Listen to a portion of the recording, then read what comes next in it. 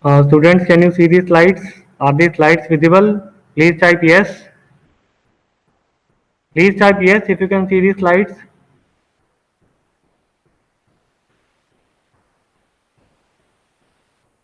Can you hear me? Are these slides visible to you? Okay, thank you. We will wait for other students to join. I believe there are only 20 to 23 people, and then we will start in a short while. Thank you.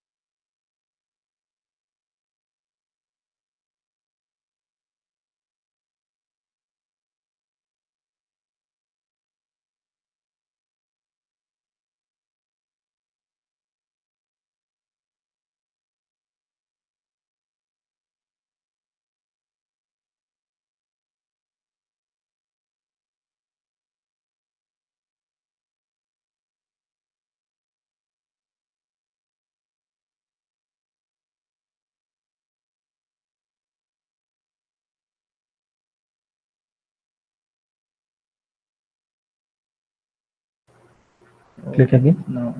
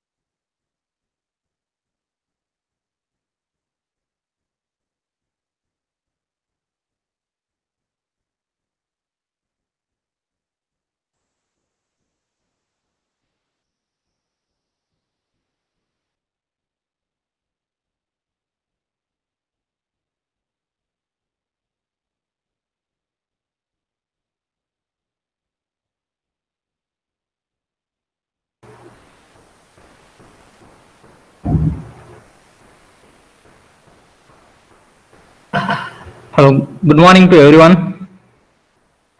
Am I audible? My voice is clear. If it is clear, please type yes. Okay, thank you very much. So, good morning to everyone. Today our topic is chromatography. So it's already 9:05 time, so we can start. I think nearly 69 people already online. So I don't know where are remaining people. Okay, if they want to join, let join within 5 minutes, 9:10 before 9:10. Okay, today topic is chromatography. I think everybody might have heard this chromatography term in the plus one, plus two, or in your preparation for NEET exam at that time. So it's very chromatography. It is very famous term for biology people and chemistry as well as chemistry people also. Before entering into this topic, we'll go to some basic topic like a basic logic theory. Like suppose if you want to separate some molecules, when you have some mixture of 2 3 molecules, so you want to separate how those molecules can be separated from each other. So first of all, you want to know what are the molecules are there. Suppose as per in chemistry you take like benzene, phenol, aniline. These are all similar like structures. You can say like these are similar structures. There is a change in only H group, OH group, and amine group, but these molecular weights also more or less similar. And whereas this some other properties like physical properties, these are some difference will be there. Each molecule may be somewhere it will be different from other molecule, one property, at least one some special property will be there. Even if you take some isoenzymes also, they have some different property at some certain point. Same like here also, these molecules have one different property. Here you can see like boiling point for benzene 80.1 and 80 degrees centigrade, and this phenol 181, at the same time aniline is 184. So these are the different properties. So every molecules have different physical and chemical properties. What are like most of the physical properties like molecular weight, boiling point, freezing point, crystallization, solubility, and density. So these are different physical properties. Based on these physical properties, suppose like molecular weight is this much is there. So if it is molecular weight two variants, okay, based on the molecular weight you can differentiate. Or in case of boiling point, in case of freezing point or crystallization point, so by crystal structure, it is a crystal structure, so we can separate the already crystal molecules, we can separate easily. Or sometimes solubility, based on the solubility also you can from the using solvents you can separate this based on solubility also. At the same time like density also, based on the density. Suppose mercury is the highest density molecule, like we can easily separate the mercury molecule like that. And some compounds like based on the chemical properties, like how the functional group is there. Suppose if it is phenol is having like OH group in this, at the same time this aniline is having NH2 group. So based on this functional group, which are reacting, the reactivity of this functional group with other reagents, it can form a complex. These complex, this complex has again from this complex have we can separate from this reactivity of these molecules. So based on these physical properties and chemical properties, we can separate the molecules, and how a physical or chemical property will allow to isolate a particular substance. How based on this physical or chemical property, how we can use these properties for utilizing this separation of problem for separation. Suppose in this, for example, you can take like benzene and there is two molecules mixture is there in one beaker, but you want to separate this benzene and aniline. How we can separate in this? We can see like benzene and aniline. Here the benzene and aniline, they have boiling point difference. You can see benzene is 80 degrees centigrade and aniline is 184 degrees centigrade. Based on this property, boiling point property, so you, when two solutions are there, these two solutions we can use it for This mixture can be making by using boiling point we can separate. So there is a condenser, and this is a distillation apparatus. By when you are boiling, this distillation apparatus can take the vapors, then can take the vapors and it can collect the benzene. So after boiling this solution, aniline will be in the liquid phase, whereas benzene will be in the vapor phase. And these vapors can be collected through condenser. And this condenser, after then this outlet is there, from that we can separate this benzene as well as aniline. So at the end, you have two different molecules in two different beakers by using the boiling point in this example. So based on this, is usually in the chemistry process they will do. Some people they will use like precipitation also.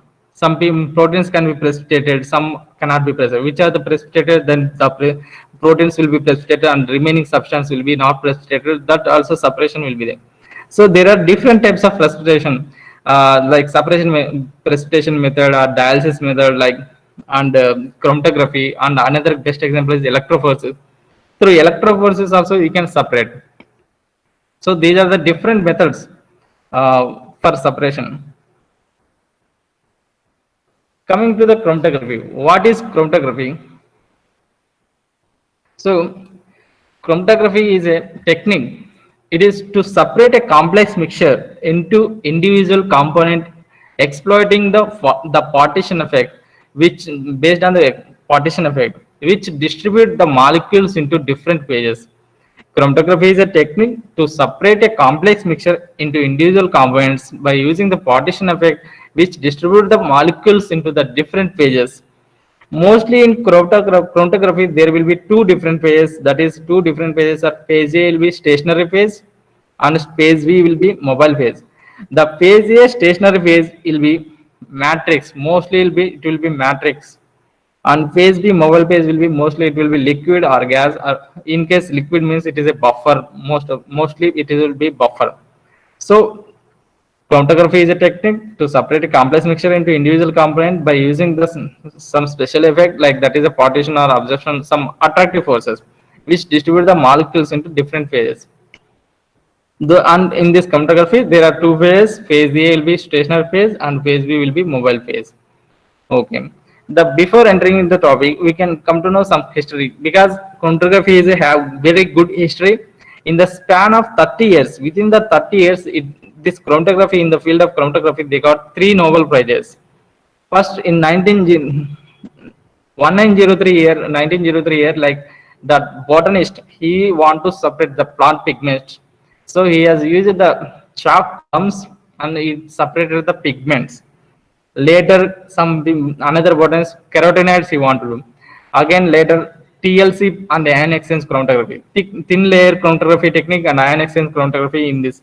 And further, usually these techniques are normal phase chromatography. Normal phase means the mobile phase will be non-polar and stationary phase will be polar. This is normal phase of chromatography. And later they want to do it reverse phase liquid chromatography. In the reverse phase means the mobile phase will be polar and stationary phase will be non-polar. And stationary phase, how it became non-polar means they created non-polar due to by using hydrophobic substances. On the stationary phase, they used hydrophobic substances and it can create a non-polar nature. And whereas mobile phase, by water, they created polar. So this is reverse phase liquid chromatography. And further, they have developed other chromatography, different types of chromatographies.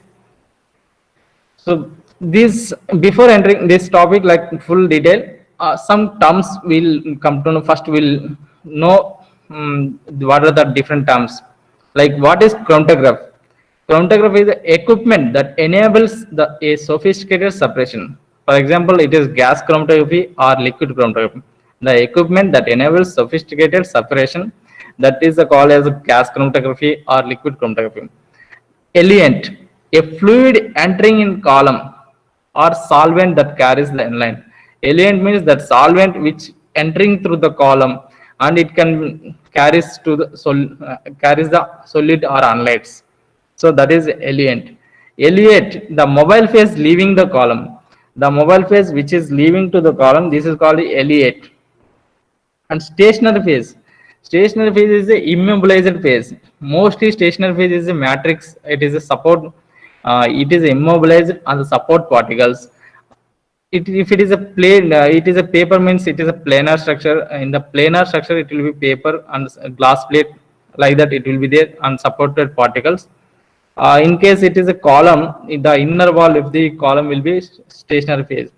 For example, silica layer. This is silica layer. It will be made on the glass plate.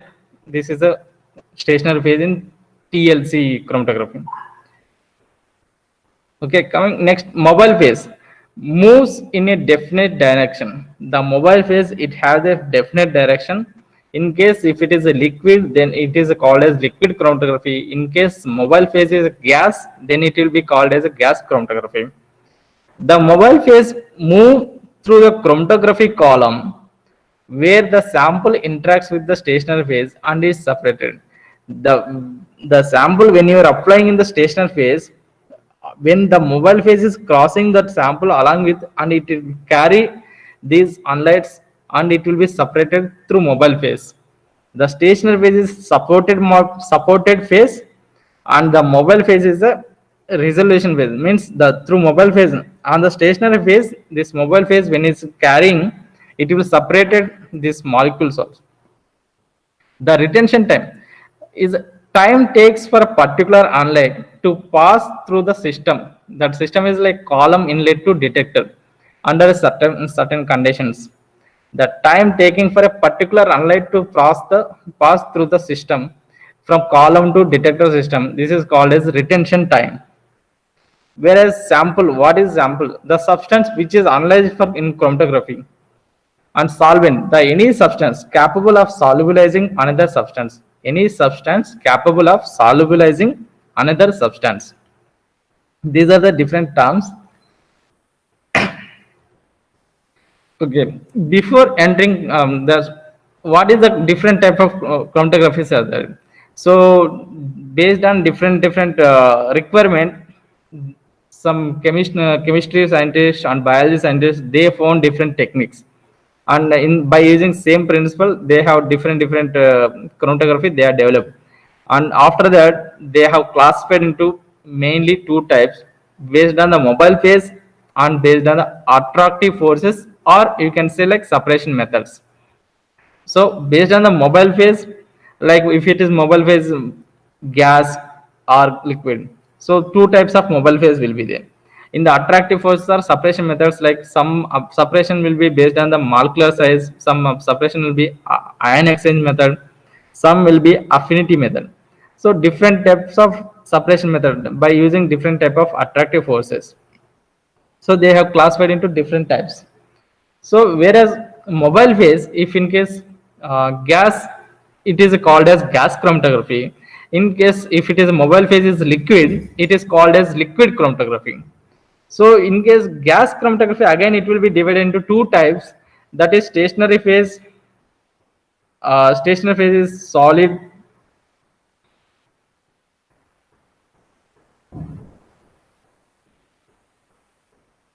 In case stationary phase is a solid, this is called as gas solid chromatography. And whereas stationary phase is liquid, this is called as gas liquid chromatography. So first of all, the mobile phase, based on the mobile phase, it is divided into gas chromatography and liquid chromatography. And same,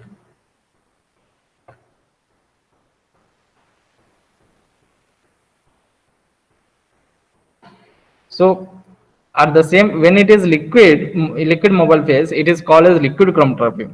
Again, under liquid chromatography, based on different attraction forces or different methods, it is based on different stationary phases. It is divided into again column chromatography, high performance chromatography, and thin layer chromatography. In column chromatography, mostly it will be gravitation force by using gravity flow method force, and high performance chromatography, it is by creating high pressure flow. So this is the different attractive forces in this method they are using. and thin layer chromatography. In this, the basic principle is adsorption principle. So these are the different types. So first of all, mobile phase. If it is gas means gas chromatography. If it is liquid means liquid chromatography. In the gas chromatography, based on the stationary phase, it is gas solid chromatography, and if it on gas liquid chromatography. Whereas in liquid chromatography, if it is column means column liquid chromatography, high performance liquid chromatography, and thin layer liquid chromatography, thin layer chromatography. Like this, different types of based on the mobile phase. The another classification is based on attractive forces. That is attractive forces like different adsorption, ion exchange, partition, size exclusion, affinity. These are the different uh, forces which are utilized for different separation of different molecules. So the adsorption method, ion exchange method, partition method, size exclusion method, affinity method. These are different types of 5 attractive forces. These by using for separating the molecules. Another basic classification based on the shape or type of stationary phase.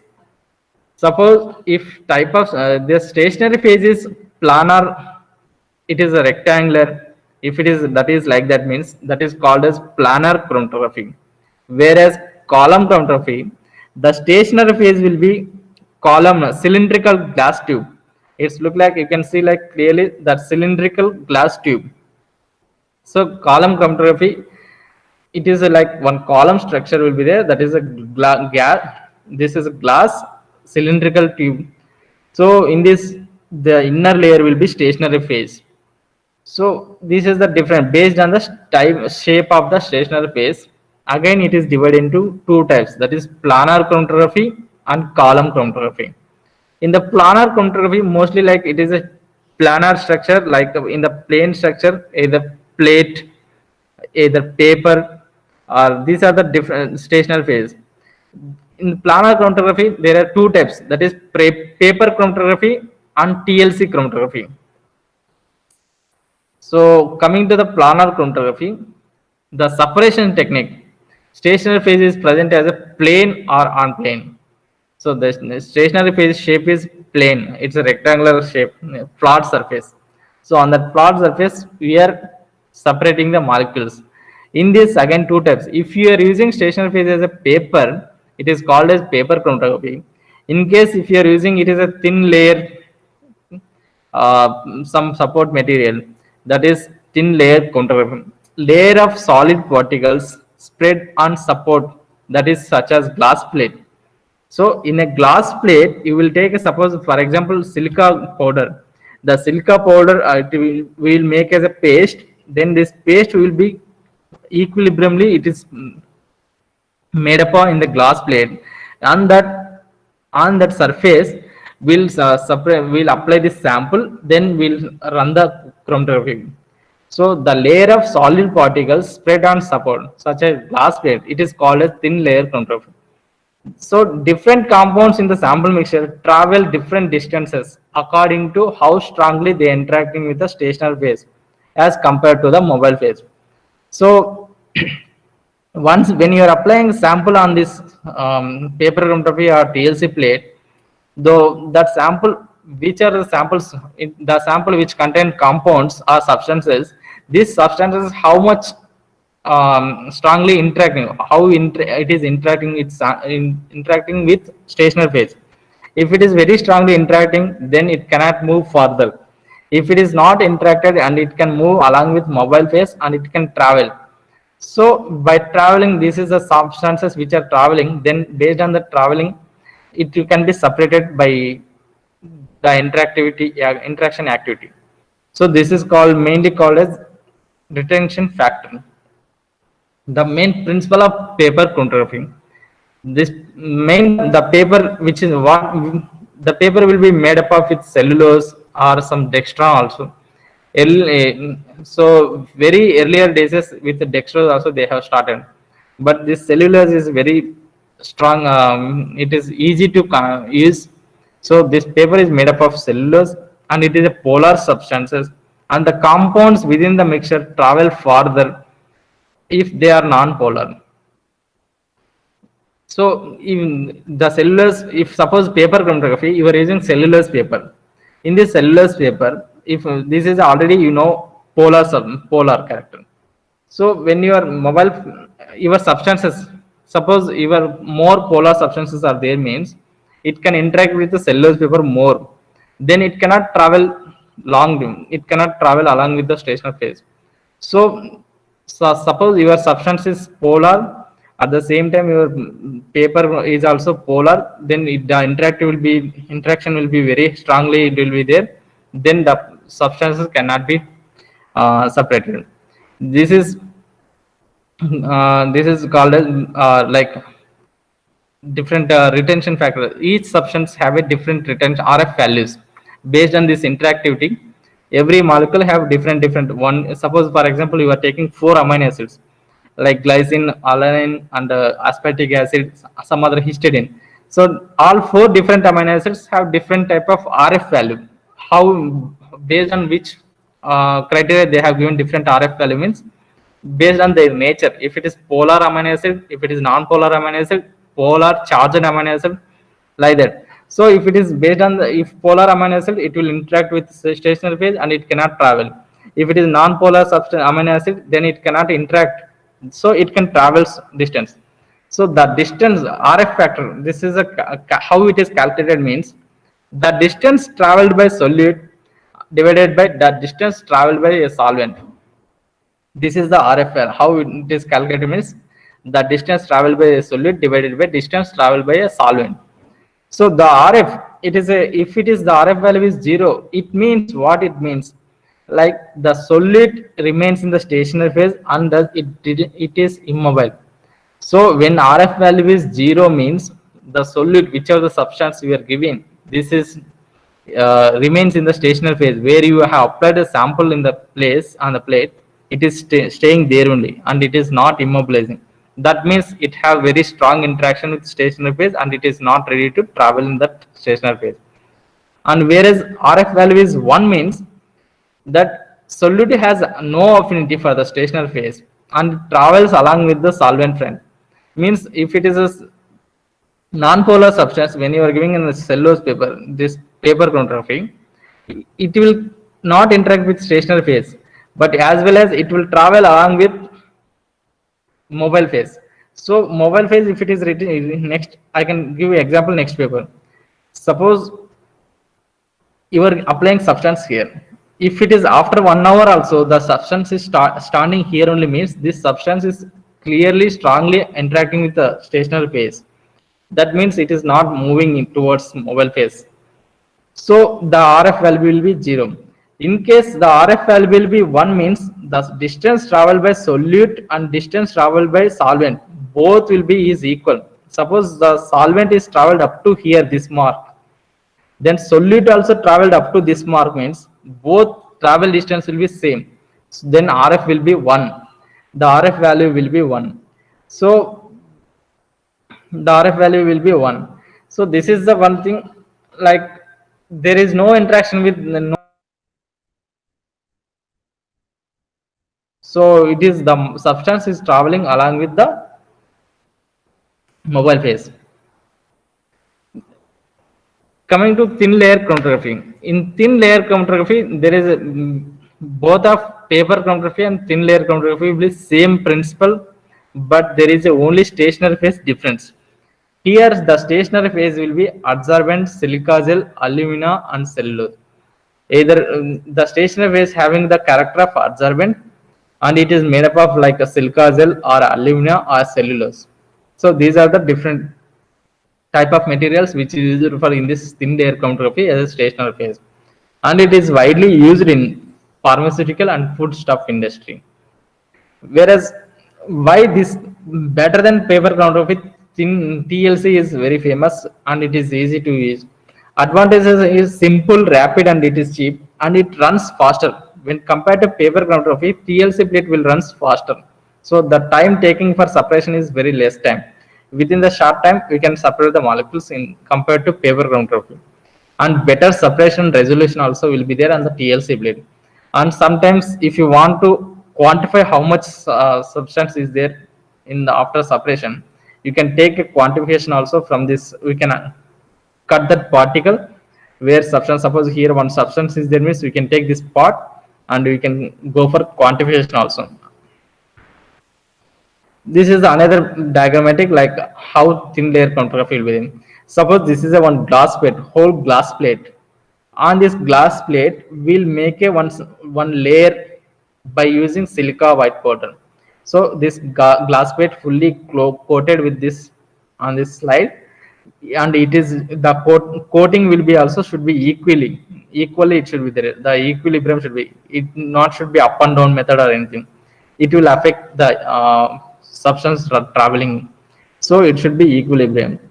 And whereas this is uncoated bare glass, it should be, you should leave some empty space to, because by handling glass you are touching slide with hand, so this will be there.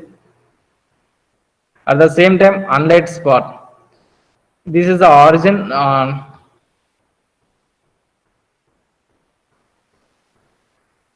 So there is a blue color dot is there. Here unlight spot will, here we will apply origin. This is a sample we are applying. This is the place. After and how you are applying the sample on this TLC plate will be either capillary tube or TLC spotter.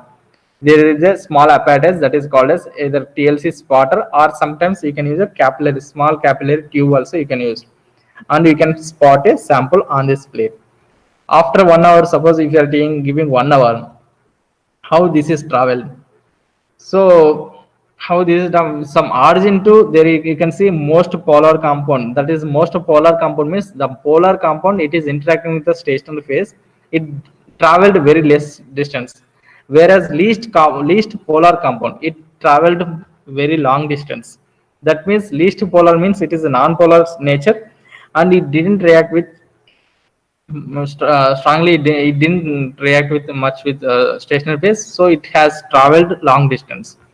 So based on this, the solvent, you can see last point, solvent, how much dashed penicillin, like it is like the solvent is traveled is 90%.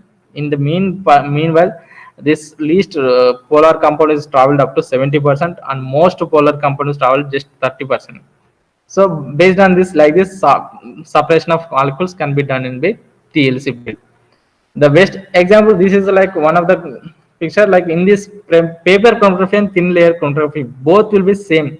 Like solvent will be, we can use same solvent, like and mixture of the sample also, applying of samples also will be same, but only difference will be stationary phase.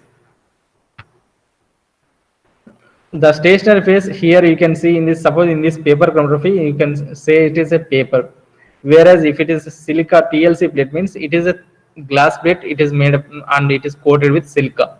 This is the only one difference. The stationary phase will be paper, and here will be glass plate with silica layer. So both methods and principle, everything will be same both in the paper chromatography and as well as TLC.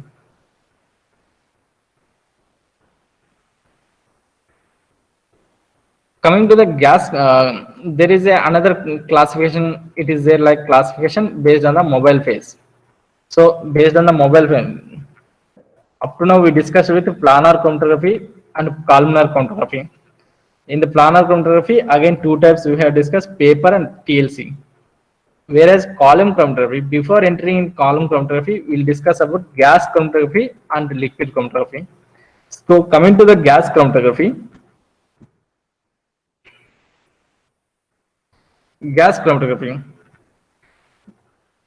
for example, here I'm taking as a gas liquid chromatography. In this mobile phase is gas, whereas stationary phase is column. The column which is typically packed or capillary. This stationary phase, how it is adhered to the inside of small diameter glass tube, that is capillary column, or a solid matrix inside a larger metal tube. So that column will be like different types, either capillary column inside a small diameter glass tube, it will be there, inside a layer will be there. Either otherwise solid matrix inside a large metal tube also, it is a packed column. So different types, either capillary column will be there or packed column will be there. Two different types of stationary phase can be used in this gas liquid chromatography. So how it is separating the molecules in this gas liquid chromatography means the partition coefficient of volatile undead.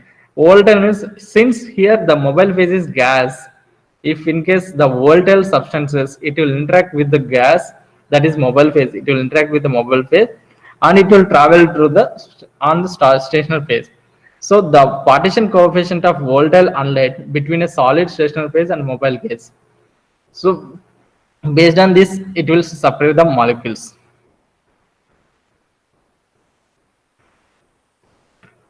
This is a schematic basic structure of gas chromatography, how it will be like the gas, which is the source here, either helium or nitrogen or hydrogen gas will be there. This is the gas we are applying gas source before this, and sample injector. In this sample injector, like there is separate some probes will be there. That probe can give with optimum pressure. With optimum pressure, it will give as a sample also. Once this sample is entered in, once this sample, if it is entered in this column, then it will be like if it is interaction is there, then it will be separated based on the partition different effect. And finally, there is a detection method from this mass spectrophotometer. This is another different type of technique. This mass spectrophotometer is again huge topic, but there is a detector. This is based on this detector mass spectrometer. You can check this how different molecules, which is the molecule it is separated. So this is a like gas cylinder, how we are giving the source, then injector, the sample will be like sample probe will be there. From this different columns, it is inside the columnary. If it is capillary column, in this capillary column, it will be sample will be separated through the interaction with this volatile substances. Then the detector will be there. Finally, this is a recording system. This nowadays mostly like GCMS. GCMS is a technique like gas chromatography with attached with mass spectrophotometry. Suppose like here in Jaipur, most lead toxics is the more due to industry, textile industry or something. So the lead compound in the blood, it will be like some toxic substances which are which are estimated mainly by using GCMS. So gas chromatography and mass spectrophotometry method by using, they are estimating the toxic substances. And this gas chromatography have lot of advantages since it is having very good sensitivity and resolution, speed, accuracy, and quantitative. Most all very nice features are there for this gas chromatography. That's what it is a very popular technique and very sensitive technique.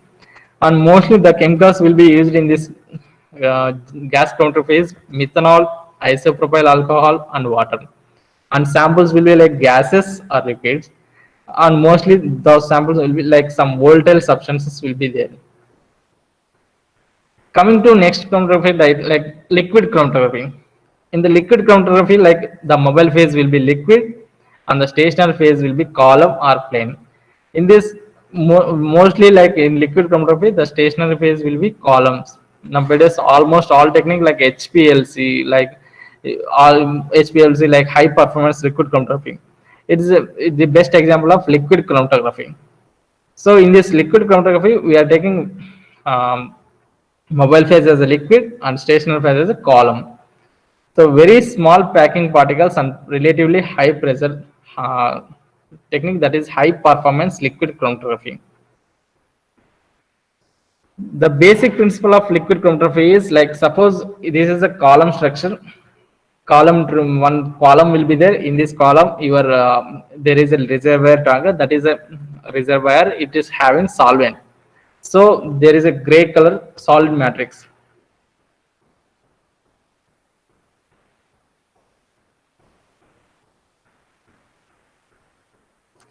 So this is,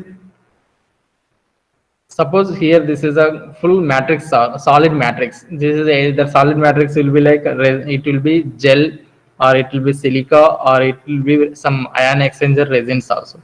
So in this, suppose you are keeping a sample, applying on the sample on the topmost place, where again after that the reservoir, if you release solvent, so when solvent it is crossing through the solid phase, along with solvent the sample will be separated like this.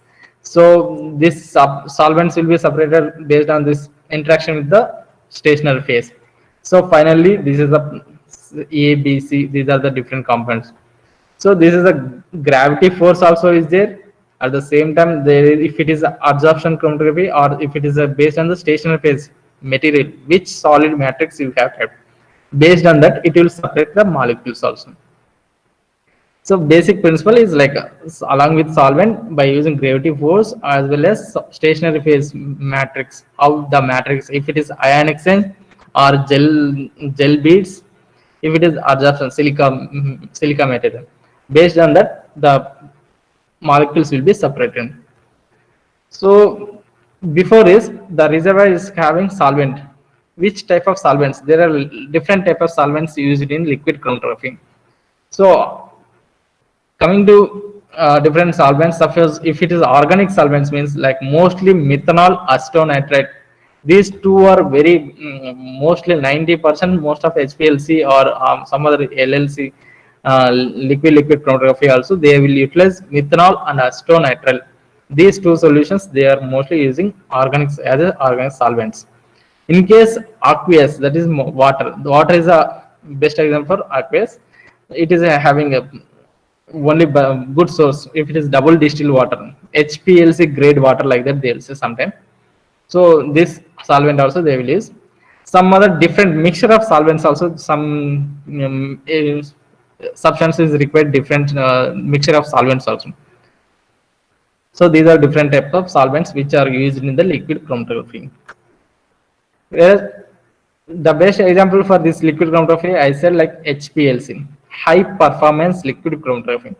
This is the basic structure of liquid chromatography. Like suppose solvent will be there, that is a mobile phase reservoir. Once the solvent it is having some pumping system, this solvent manager it is solvent delivery system, because this solvent should be released through the HPLC column. It is a very tightly packing and high pressure is will be created in this column. So this is very sensitive part. So before entering, before ejecting the solvent into the system, there will be pumping system, and it can be maintained by solvent manager and solvent delivery system. As well as when sample also you are injecting through the this, so sample also having the same sample injector and sample manager. So both have some pumping system, either solvent and sample. So both when they are entering in the HPLC column, it will be based on this stationary phase, it will be separated. Then finally it will be detector method, and the source will be there. So what are the different components will be there in this HPLC? The columns, which are the main important matter is columns. These are very small diameter and a stainless steel, and which are made up of glass or titanium. So these columns are in HPLC. The most important part is columns. These are the, but if you suppose you want to separate one toxic substances, you have to make it along with according to that as a column you have to make. So the column packing with very small particles, that is like 3 micron size or 5 micron size or 10 micron size particles. So based on your interesting molecule, which type of molecule you want to separate, based on that you have to select the column packing material also. And relatively high inlet pressures and controlled flow of the mobile phase. Detecting very small amounts, and it is high resolution and rapid analysis, and it is very speed, efficiency, sensitive and easy of operation. In this actually it is fully automated mission. Like you can say like in this fully automated mission, you will give sample injector and everything will be the machine will take care. But you have to make sure that column, which is column only, we have to prepare column properly, and we have to take care of column. If it is is there any damaging for column, then the whole technique will be spoiled. So we have to, in this HPLC, the column is a very matter. So and easy to separate a very lot of different type of chemical mixtures we can use, and cost of test also it will be less through HPLC. The mission is costly, but the test cost is very less. Means the reagents and all it will be minimal requirement only. Based on different type of HPLCs are there. Like based on the nature of stationary phase, and separation process. Suppose stationary phase, if it is silica material will be there, or suppose in case gel beads will be there, in case column will be having with some ion exchange resins also will be there.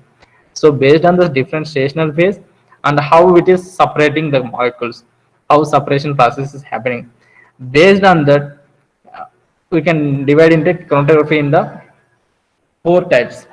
That is absorption chromatography, ion exchange chromatography, size exclusion chromatography, and affinity chromatography. So these are the different types of chromatography. And first we will discuss with absorption chromatography.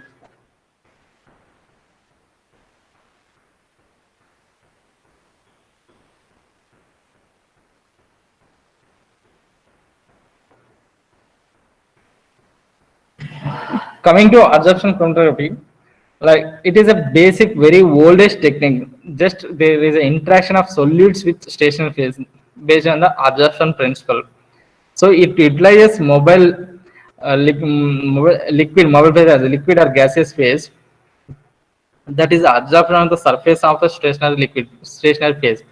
The equilibrium between the mobile and stationary phase accounts for the separation of different solutes. So it is very oldest techniques, and it is in this based simply only one principle, that is the absorption principle.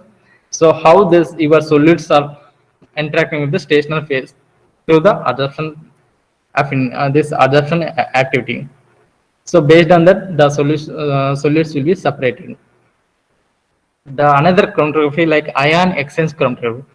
It is very famous and it is very popular technique in molecular biology to separate DNA molecule or as well as DNA protein interaction molecules.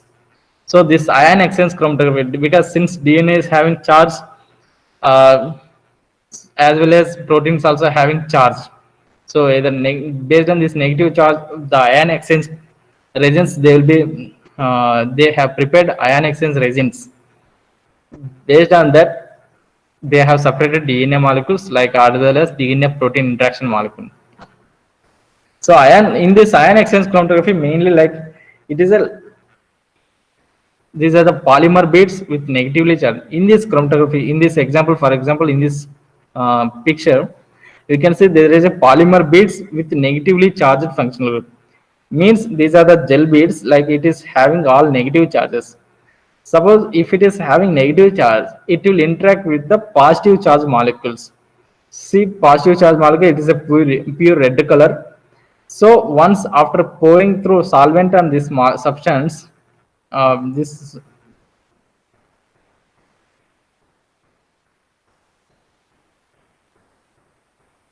after the solute once after the stationary phase, when you are applying sample, after then solute, when you are solute this solvent you are passing through solvent, the molecules the which are having positive charge molecules, it will stuck here only because it cannot pass, it cannot move further, whereas less positive charge it can move up to some class, whereas negative charge or large negative charge molecules. See, because since these are gel beads, these polymer beads are having negative charge, and these molecules also negative charge.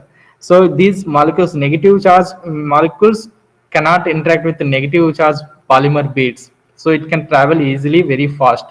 Whereas positive charge molecules, these are positive charge. These are very strong positive charge molecules. It is interacting with polymer beads, and it will stuck there only. It cannot pass through the solvent also. So based on this, we can collect as a negative molecule some these are positive molecules. Positive molecules will be struck here only, which are negative molecules. In case if it is polymer beads or if it is charged with positive, means the exact opposite way it will be there. So based on this material, these polymer beads, we can call as resins also. These polymer beads, the properties of ion exchangers will be different types. The resins which are made up of different type metals. Like according to the nature of the solid support, like polystyrene, dextran, and cellulose, different type of resins will be utilized, will be used as a solid support in this ion exchanger. Another way, according to the nature of the charged groups. Suppose you want to separate like negative charge molecule. anion exchanger and cation exchanger. In anion exchanger, like there is a weak anion exchanger and strong anion exchanger. Like the weak strong triamines and quaternary ammonium salts, these are the strong anion exchangers. As well as cation exchangers, there will be carboxylic acid, sulfonic acids. These are the different cation exchanges. Based on this different type of material, polystyrene, dextran, and cellulose, as well as charged groups, how anion exchangers and cation exchangers. Suppose anion exchangers means it have positive charge and it will attract the negative molecules, then it will elute only positive charged molecules. So another type of chromatography is size exclusion chromatography. In this, the polymer bits, same the glass tube, the polymer bits. These are the polymer bits. It has small pores. These gel molecules having a small pores. So when you are pouring the solutes in this, the larger molecule can pass through the gaps, whereas small molecules it can interact with the small pore size. So the small molecules it can interact with this porous polymer beads. So finally, when solvent is passing through the stationary phase, this large molecules can be eluted first. Medium size molecules will be stuck in there only, and small size molecules it is interacting, since it is interacting with the porous of the polymer beads, it will struck there only. So first you can get the larger size molecules. First it will be eluted. Second, medium size molecule it will be eluted, and later small size molecules will be in. So based on the molecular size, we can use beyond same as polymer beads based on the gel beads. So this is a molecular sieving technique, size exclusion chromatography. Based on the size, we are separating the molecules. And affinity chromatography. This is the last step of chromatography. This is the like the affinity between ligand and molecule. Suppose your protein of interest is this, and whereas ligands. So there is a mixture of proteins. Your gel beads, these are the gel beads. It is made up of with ligand attachments. So this matrix it is having ligands. So it will interact with only your interest of proteins. So these are the interest of proteins. It is interacting with the ligands. The remaining protein molecule will be eluted first. Later this solution of ligand, this if you keep like, then it will be your finally you will elute your target protein. So simple principle is affinity chromatography is having the ligand and its protein of interest. So the interaction between the ligand and the molecule, its molecule. Based on this, you are separating the molecules. Finally, what are the applications? There are chromatography applications, as I said starting, it will having lot of applications in chemistry side as well as biology side. That's what it has. Within a 30 years of span, it got 3 Nobel Prizes in the field of chromatography. So first of all, environmental one, to check organic pollutants, and some forensic department, the analyze of particles from human body in order to help link a criminal side. So these are different type of like law and forensic technology, also forensic toxicology, and sports. In the sports also there are some narcotic drugs are to test urine samples to check whether any narcotics or steroids is there, whether they have taken doping test analysis. They are using this chromatography technique only. And security also sometimes due to after September 11 2001 incident, the in US some US airports they have kept some analysis of some compounds which are explosive in characters. It is there means that detecting to detect that explosive matters. They are using in airports also sometime. And food and beverage department section also they are using, if it is any compounds which are spoiling the food or which are the very toxic substances, they are checking through HPLC method.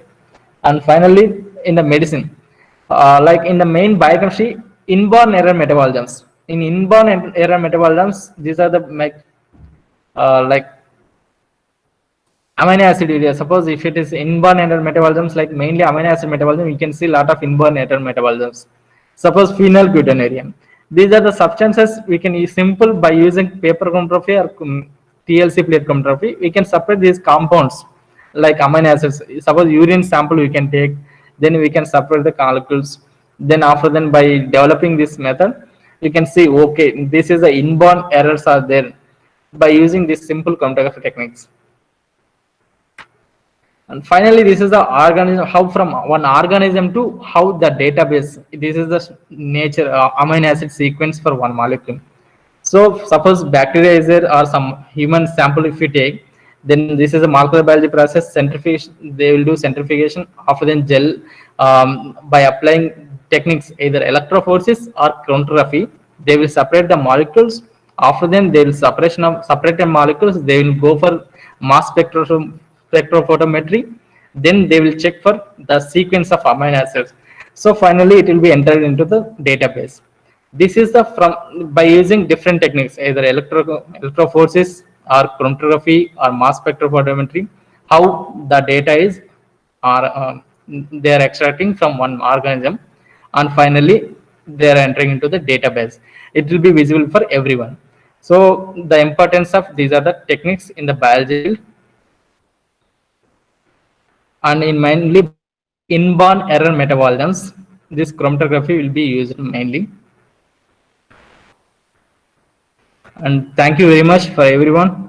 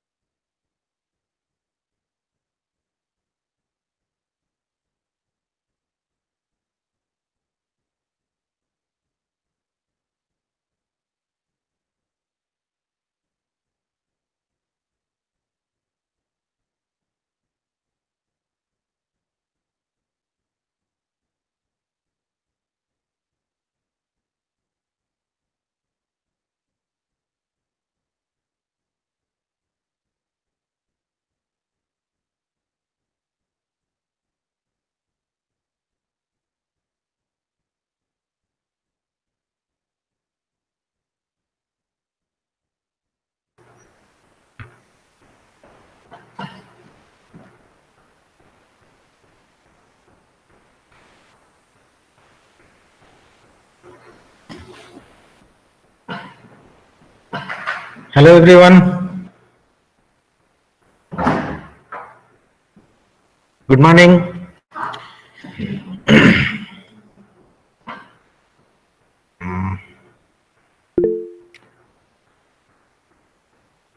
Good morning. Good morning. Rajbir said good morning. Good. Anyone else available? Who are available online? Nikita is there. Vivek is there. Kavita is there. Gaurav. Oh, yes. So many of you are already online. Karthik, Seema, Nayan. Good, good. Good to see all of you. Hmm. Now, I hope you are quite tired of these endocrine busy slides, isn't it? So many slides. I'm saying, what is your suggestion? All these slides you have seen earlier. Now, repeatedly seeing those same slides, and I'm just reading them. What's the use of it? Any suggestion from your side?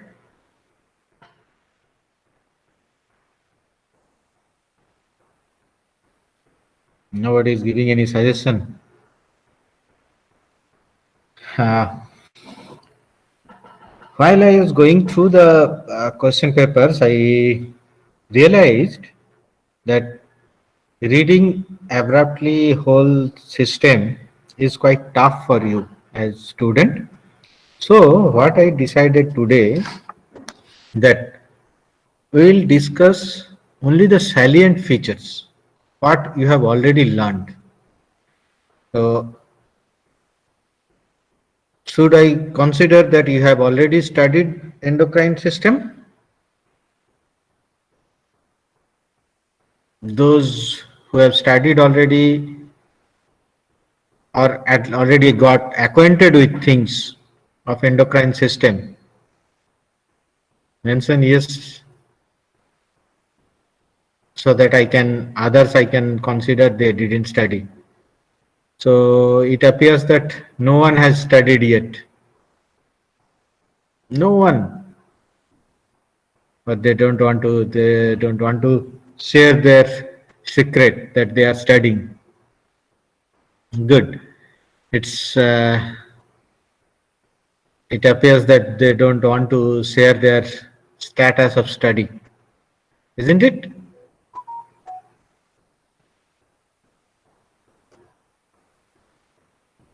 No one is sharing anything.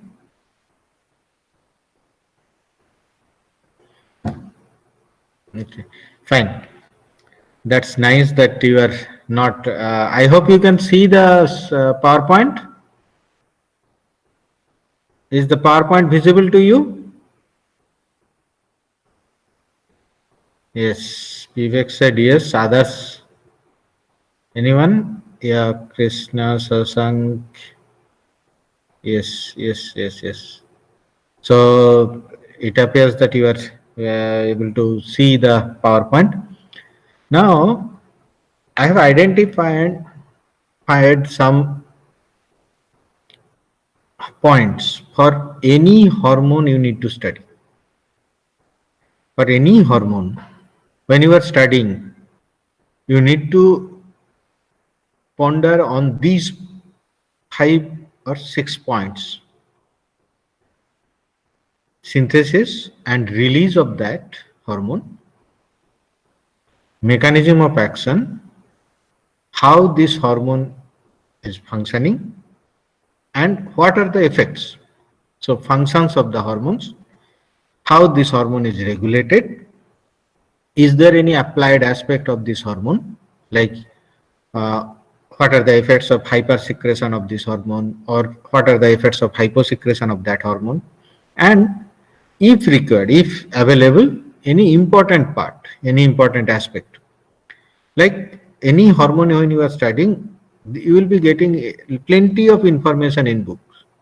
And for that respect, I was also sharing a good number of information, good amount of information with you, showing so many slides, some 80 slides within 45 minutes, 50 minutes. It's really a big task. Instead of that, we will be studying a little exam oriented today. Something like for each hormone, we will, till now, whatever we have discussed, we will recapitulate those points on the basis of these 6 points. We won't go much detail of this, but we will highlight these 6 points. While you are describing the synthesis and release of these hormones, you need to remember that majority of these hormones are peptides. So these peptide hormones, they have a specific synthesis points. So can anyone suggest the synthesis of any peptide hormones? Can anyone suggest?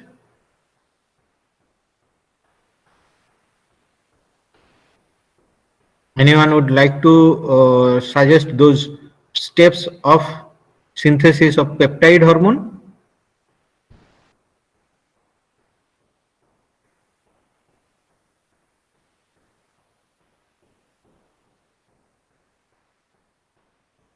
No one is interested, it appears. Anyhow, so any peptide hormone, so synthesis of that peptide hormone should be through the, yes, that's true, translation and post translation modification. Good, very good, Amandeep. It's yeah, Gaurav also suggested it's as a pre-pro hormone. So most of the peptide hormones, they will be going through these procedures. So you need not to mention much detail about this transcription and translation process for the synthesis. What you need to remember that how the transcription of that hormone is initiated. Once it is transcripted, that will be translated, and then next again we need to talk about the post-translational modification. So these 2 points you need to remember for all the peptide hormones. First one is how the transcription is started, transcription has been initiated, and how the post-translational modification, because transcription to translation, that part is normal cell machinery system, cell DNA to RNA, RNA to protein, that is not much bothered, but initiation of transcription and the post-translational modifications, they are important for synthesis. Similarly, the release of hormones, you need to mention whether the hormone can be stored within the cell to some extent or not, and for release, whether the hormone is being released is the stored hormone or newly synthesized hormone. So these 2 important points you need to mention about the peptide hormone. For other hormones, we need to give the specific synthesis process. We will be describing those. Like if we go to growth hormone, you remember the initiation of transcription or that chromosome. Here we need to talk about that variant part, that in the circulation, majority of the growth hormone is normal, and there is substantial amount of growth hormone is variant. So when transcription is initiated, transcription of both growth hormone normal and the variant, both hormones are being transcripted and translated. Then growth hormone initiation of transcription is done by growth hormone releasing hormone. It initiates the synthesis as well as it can cause release. So growth hormone releasing hormone, it initiates the transcription as well as release of growth hormone. This is what is what we have to remember.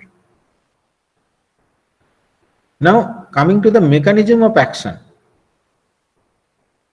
In the mechanism of action, growth hormone is working via, you remember growth hormone bind receptor, and then you have to talk about the tyrosine kinase and two effects.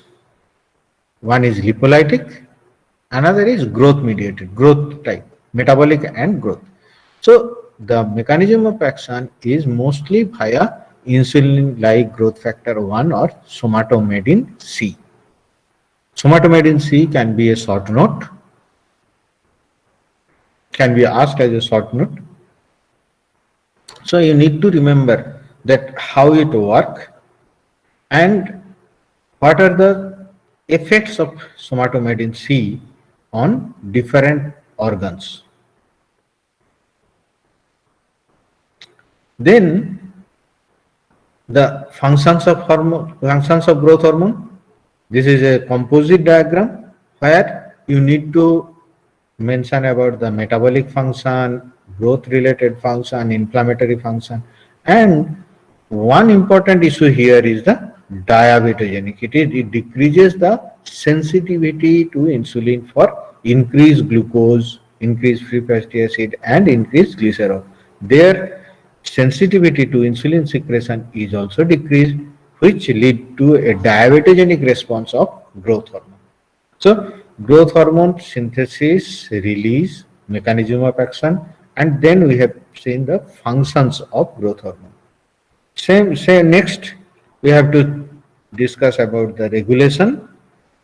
Questions normally is asked something like, what are the functions of growth hormone? How the growth hormone secretions are regulated. Here you need to talk about the feedback loops and if there is anything else. Commonly hormone systems, all the hormone systems, they are controlled by the feedback function.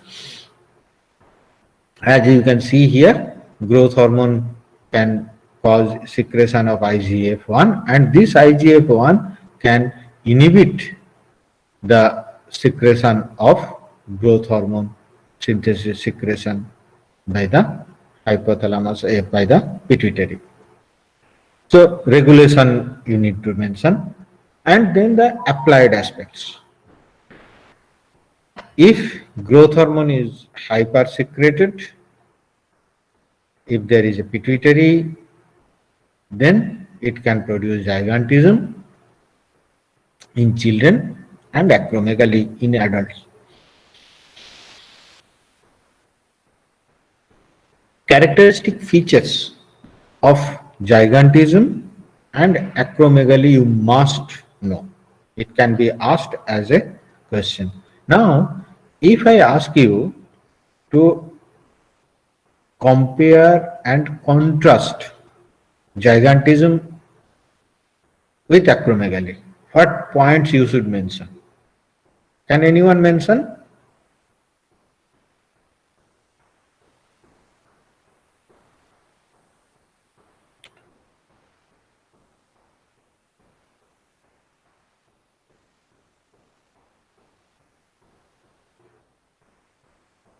Yes, protruded jaw, prognathism, and then growth plate fusion, that is important one. Anything else?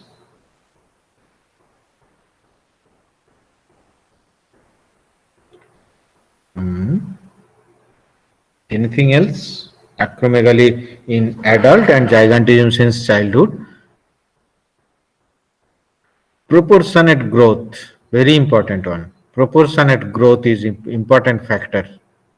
Increased thickness of membranes, membranous bones in acromegaly. Long bones is involved in gigantism. Yes, so if you compare them, so you keep yourself ready to face a question something like that. How to contrast gigantism and acromegaly? Obviously, gigantism is in children and acromegaly in adults. Now, the question of hyposecretion, dwarfism. In children, it get dwarfism, and in adults, it creates negative effects on body composition and not not very clearly understood, but there will be some effect. Now, dwarfism, there are many types of dwarfism. This dwarfism could be due to deficiency of the growth hormone, due to deficiency of the somatomedin C, due to deficiency of growth hormone receptor, due to deficiency of growth hormone releasing hormone, due to deficiency of somatomedin C receptor. So you need to describe a detail of dwarfism, different types of dwarfism. So those points you need to remember, you need to understand, and you need to prepare yourself. Dwarfism can be asked as a 4 marks questions like, or 3 marks question, like with the with an essay question with about growth hormone, and then it can be added at the end, like add a note on dwarfism. Then what you should write, how you are going to present it, those things you need to remember, you need to practice. Anterior pituitary hormone prolactin is also there, but not much asked. So I'm just skipping, though last class we have discussed about prolactin too. So those things you need to remember. That today we are discussing only those are like for studying minimum requirement. You need not, there is no restriction of studying in detail. But what I am suggesting today is that how minimum you should know, minimum these points, these are the must know points what I am discussing today. Next is posterior pituitary hormones. So you know already that posterior pituitary hormones are secreted from posterior pituitary, but the hormones are synthesized in supraoptic and paraventricular nucleus of hypothalamus. Now, how these hypothalamo-hypophyseal portal system, you know about hypothalamo-hypophyseal portal system, where it is involved? Can anyone suggest where this hypothalamo-hypophyseal portal system is involved?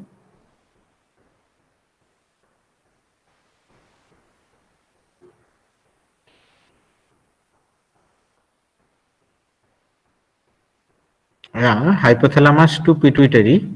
Yes, anterior pituitary. Yaman suggested it correctly. Anterior pituitary. Saurabh also told that for anterior pituitary, Harshvi also suggested that anterior pituitary. Yes, Sasank also suggested anterior pituitary. These anterior pituitary hormones, for anterior pituitary hormones, how it is involved? The anterior pituitary hormones are under the influence of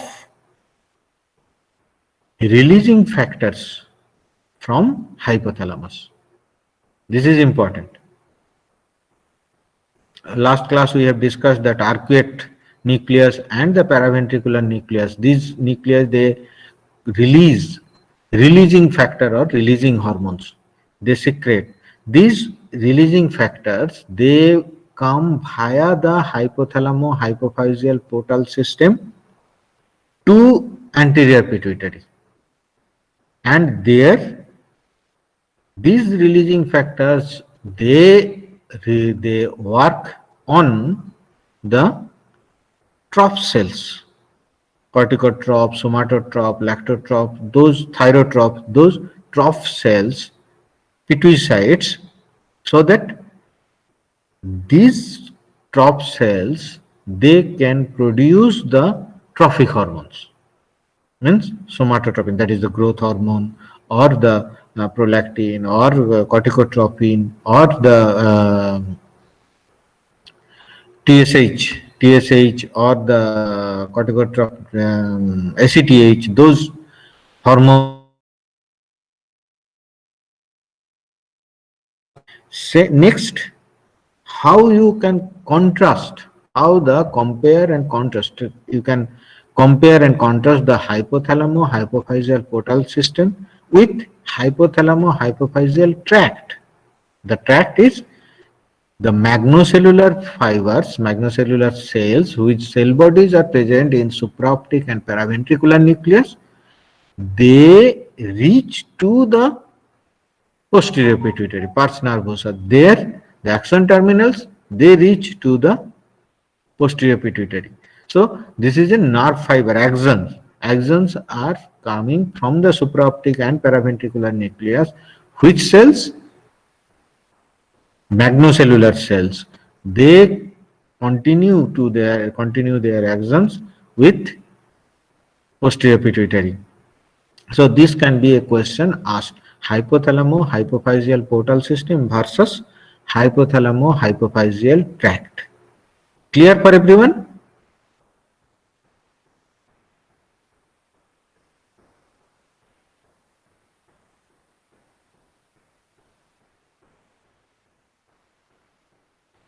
Hope it is clear for everyone. Next, the hormones from posterior pituitary: vasopressin and oxytocin. Vasopressin is a nonapeptide and it is synthesis, and the synthesis part we have discussed already, that as presophysin along with the neurophysin 2 and glycopeptide. These vasopressins, they are released from the posterior pituitary and bind. This is mechanism of action. Bind with the G protein coupled receptors, which are present on, which are called vasopressin 1A, B, and V2. V2 receptors are present with the insertion in the aquaporin in the luminal border of principal cells of collecting duct. So you remember the new renal system. In the renal system, we have discussed about the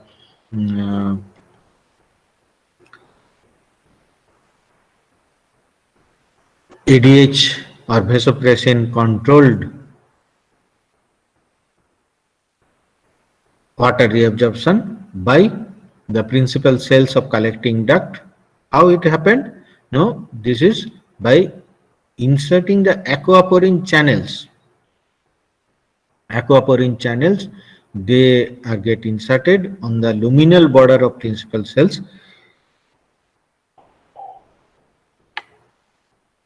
so that water can easily go inside the cells. Other effects is the vasoconstrictor effect. It can, via V1A and V1B, it can produce vasoconstriction. So it can be a question like that, like name the hormones of posterior pituitary and describe their functions. Add a note on diabetes insipidus, something like this. One question can be there. So you need to remember about the vasopressin, their functions. Now regulation, it is increased by increased effective osmotic pressure of plasma, decreased fluid volume, pain, emotion, stress, exercise, nausea, vomiting, angiotensin 2. All these are causing the increase in vasopressin release. So vasopressin is under the influence of hypothalamus, supraoptic nucleus, and paraventricular. They are sending signal to sending the axon terminal to the posterior pituitary, and from there it is released. Similarly, the opposite side, like in decreased effective osmotic pressure of plasma, that will decrease the vasopressin secretion, whereas increased fluid volume obviously will decrease the ADH secretion. Alcohol also decrease the vasopressin secretion. So you need to remember, as we initially identified 6 points. First point was synthesis and release, then mechanism of action, functions, regulations, and then we need to talk about the applied part. Absence of ADH lead to diabetes insipidus. What do you mean by nephrogenic diabetes insipidus?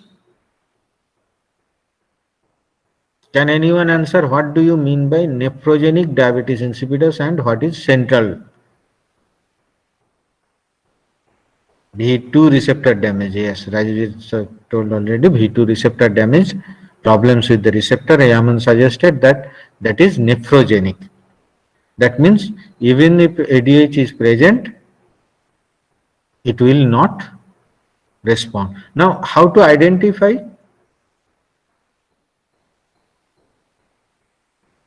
Whether it is ADH, ADH will be normal, yes, ADH will be normal, still it will not be able to cause the response, control the response. Like if we give ADH, if we see that ADH is normal, and then if we check that water deprivation test, person is not allowed to take water, then still there will be no change in urine specific gravity. ADH is normal, still it is there is no change in urine specific gravity, even 24 hours water deprivation is done. So that indicates that ADH is normal, but there is no receptor on the defect in the receptor, as you have already suggested. Whereas in case of central diabetes insipidus, there will be, how it will be corrected? ADH will be absent almost, yeah, less or absent. Now, how to, if I ask that compare and contrast diabetes insipidus with diabetes mellitus.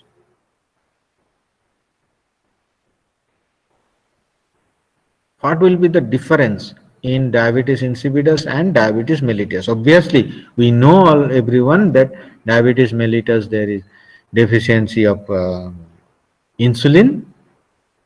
Now, how to presence of glucose in urine? Okay. Okay, that is one point. Anything else? Polyphagia is not present. Yeah, that is also important point. So polyphagia will be absent and glycosuria will be absent. So diabetes insipidus is characterized by polyuria and polydipsia, but not polyphagia and glycosuria. So these characteristic differences must be known. So you should be prepared. Like what I know, you all of you are aware about the points. You know the points, but what I'm trying to do today, just giving a question format so that you can prepare yourself to write the points and you keep things ready for you. Like as in case of diabetes insipidus and diabetes mellitus, how to compare and contrast. If I ask you to compare and contrast like nephrogenic diabetes insipidus and central diabetes insipidus, how you will be comparing and contrasting them? That is what is important. Like what are the similarities and what are the dissimilarities between these two, so that it can be easily used as a it's a preparation for you for differential diagnosis. Obviously, syndrome of inappropriate antidiuretic hormone secretion, SIADH, is also there, another applied aspect of related to vasopressin. Coming to oxytocin, same release, synthesis and release. Here also it is oxyphysin, and the neurophysin 1 will be associated here. Then oxytocin, when it is released, it binds with oxytocin receptor, a G protein coupled receptor, which is present. These receptors are present on myometrium, mammary gland, and ovary, so that there will be increased calcium level, increased intercellular calcium level. This will lead to contraction of smooth muscles or modified smooth muscle or smooth muscle like cells, where they are like myoepithelial cells of mammary gland, where we will get milk ejection or milk let down reflex. In pregnant uterus, it creates a positive feedback effect during labor. Non-pregnant uterus, to facilitate sperm transport, Vas deferens propelling, in case of male reproductive system, vas deferens propelling sperm towards the urethra. So these are the functions. So mechanism, we know, we have learnt about the synthesis and release. Then we have to know about the mechanism of action. It's a G protein coupled receptor which is present on the myometrium, mammary mammary gland and ovary, which in turn, once bind with oxytocin, in turn increase the calcium ion concentration intracellularly. This increase in calcium ion concentration lead to contraction of smooth muscles or smooth muscle like cells or modified smooth muscles. This is what is the mechanism of action. Now, what are the functions? Milk ejection or milk let down reflex, positive feedback effect during labor. Now, these 4 points already we have discussed. Now, one question, if I ask you, what will be the physiological basis like of the fact that oxytocin is present even throughout the pregnancy? But why oxytocin is producing positive feedback effect only during labor? Of positive feedback effect, you need to remember what is the positive feedback effect? Positive feedback you know, but what is the effect on pregnant uterus? Can anyone suggest? What is the effect of oxytocin? Parturition is the process, but what is the effect of oxytocin on pregnant uterus? Contraction, yes. Severe contraction. It's a massive contraction, it's initiate. Now, the question is that, yes, that everyone suggested nicely, contraction. The question is why the oxytocin is not producing contraction on the uterus before initiation of labor. Distension of the cervix is stimuli. That is to produce more and more oxytocin. That is to go into that oxytocin receptors. Yes, very good. As we suggested, oxytocin receptors increased because receptors are increased on uterus at time of labor. That is Anirudh suggested. And receptors are not there, not necessarily, but there will be upregulation. You remember upregulation we have discussed during theory classes? Upregulation, more and more receptor, oxytocin receptors will be there. So preparing the myometrium of uterus, preparing the myometrium for this contraction, for this oxytocin mediated contraction. This is important. Next, what is the role of oxytocin after the labor, after the delivery is done, parturition is completed, baby is delivered. Now, what is the role of oxytocin on uterus? Can anyone suggest?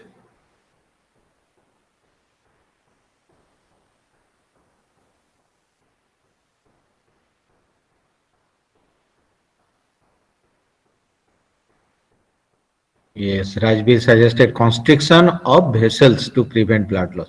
This is an important point. Like, even the positive feedback cycle is over, baby has been delivered, still now the condition is receptors are still available, and oxytocin, even though it has been reduced because the stretch by the baby, presence of baby within the uterus is no more, but there will be some secretion of oxytocin, and this secretion will help the constriction of the vessels to prevent the blood loss after parturition. That's an important point. So these are the effects of oxytocin on, we can say, on the non-pregnant uterus, on pregnant uterus, on during labor and postpartum.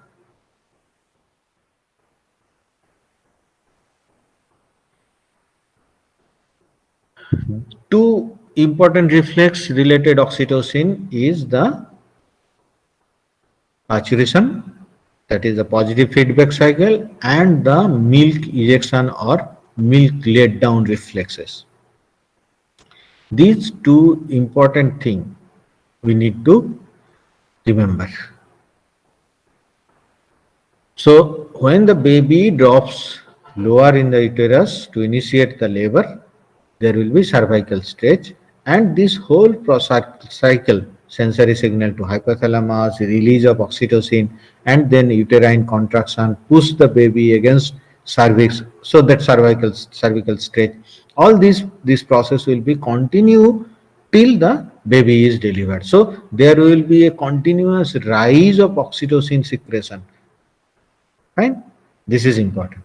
Now, after delivery, the baby, when is given opportunity for breastfeeding, it's suckling. That is sensory signal to the hypothalamus. Again, there is release of oxytocin. So this release of oxytocin also can help in the contraction of uterus even after the delivery, so that there will be minimum bleeding. And finally, release of oxytocin. This oxytocin working on the mammary gland, so that there will be contraction of these mammary cells, myoepithelial cells. This will lead to milk let down on the suckling breast and milk ejection on the non-suckling breast. So these two you remember. So we have what we have discussed for oxytocin, like secretion, then we have discussed about the mechanism of action, then we have discussed about functions, and we have discussed about these two, milk ejection reflex and the positive feedback cycle, positive feedback effect during parturition. Regulation wise, obviously during copulation in male, late pregnancy, breastfeeding, genital excitation in female, all these things increase the oxytocin release in male and female, decreased by stress and catecholamine. Obviously, you can understand. Coming to thyroid hormone. So each one I am going one by one so that we can understand clearly what is the target, what is the role, what is the process in learning of hormone activity. Here we come to a point where this is an amino acid, amine.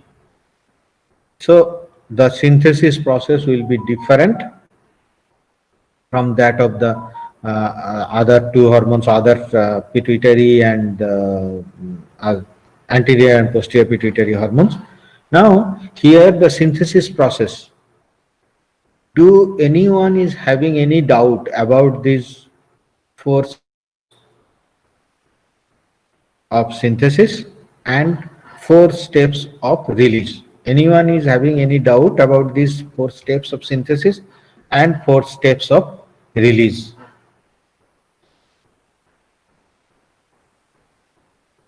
Hope everyone has studied well.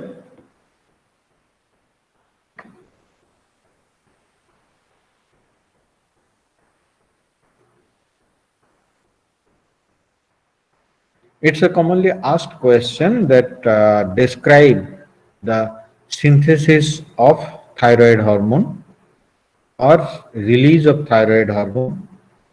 So these two questions, these two parts of the question can be easily prepared. You can remember easily. So it appears there is no doubt for anyone. Okay, fine. Next, just 4 steps. Iodide trapping. You remember the sodium iodine symporter, then the oxidation of iodide to iodine. Okay, before the sodium iodine symporter, then pendrin, supplying it to the follicle. Then oxidation of iodide to iodine, that is binding with the organification of iodine, and then finally condensation, so that thyroglobulin is loaded with monoiodotyrosine, diiodotyrosine, triiodothyronine, and tetraiodothyronine.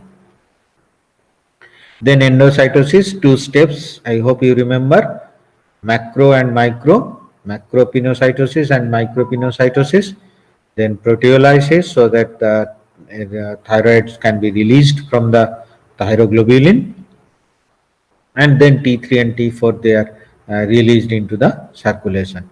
The rest leftover part is being utilized in the being recirculated, so that it can be reutilized. Fine. Synthesis and release, we don't have much issue here. Mechanism of action, anyone is having any doubt? In circulation, the T3, T4 is remain in a bound form, then it's enter either directly or through receptor and then bind with thyroid hormone receptor within the nuclear compartment, and then it joined with retinoid X receptors, so that heterotetramer, better to say, that can bind with thyroid response element, and the transcription process starts. This transcription process lead to activity of sodium potassium, increase production of sodium potassium pump, gluconeogenic enzymes, respiratory enzymes, myosin heavy chain, beta adrenergic receptors, many others. Then the functions of thyroid hormone. What are the functions of thyroid hormone? We need to talk about the calorigenic activity,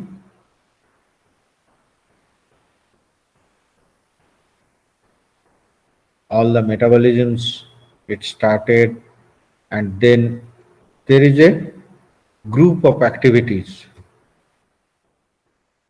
I think that slide I missed. It's a group of activities. There will be calorigenic activity.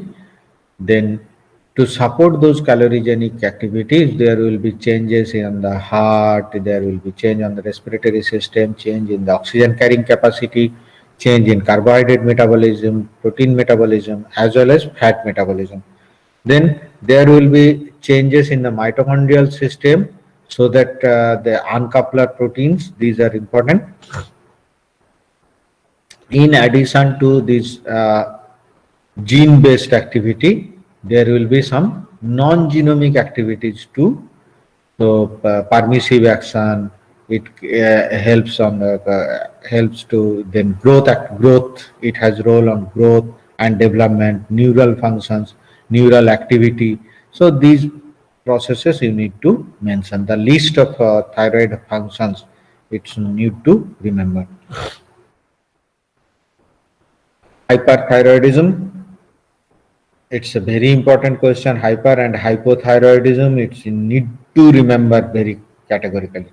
Question can be asked, like it can be given with a that person is say a person is reporting to clinic that for last few months the person is eating a lot, but the person is losing weight. There is good food intake, still the person is losing weight. What do you think? What could be the possible diagnosis?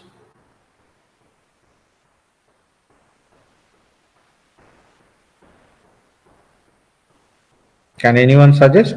Person reported, yes, hyperthyroidism.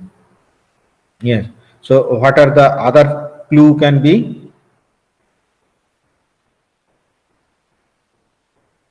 Heat intolerance, or excessive sweating, or confusion, difficulty in sleeping, BMR will be, yeah, that is what we have already discussed.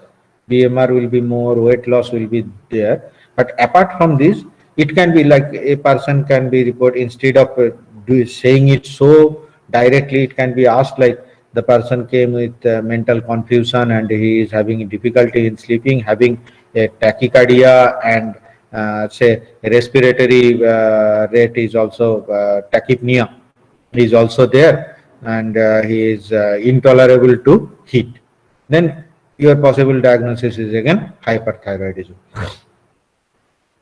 Similarly, it can be the other way around also, where we can find that identification of hypothyroidism. So you need to identify. It can be a condition like this, that the cases are presented like that. You give your difference, give your diagnosis, and then suggest what can be the what biochemical or what test you should do to confirm the diagnosis, and what will be likely treatment, what are the principles of physiological basis of treatment procedure. These type of questions can be asked, like creatine. In creatine, when we see creatine,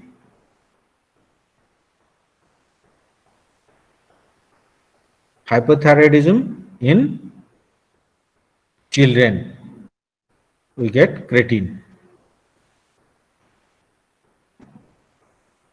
Can you compare and contrast dwarf and creatine? Can you compare and contrast dwarf with creatine? Yes. Mm. Mm.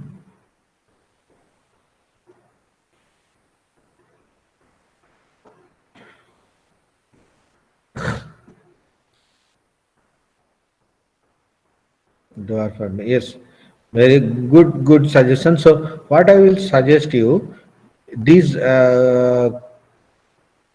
comparisons, you make a list of it, so that during exam you can remember them easily, and at the same time you are preparing them. Like when you are reading about dwarfism as well as cretinism, and you are comparing and contrasting them, then it can be easy to remember that how to differentiate from a cretin from a dwarf. So those points you can make notes of your own, and you can utilize them.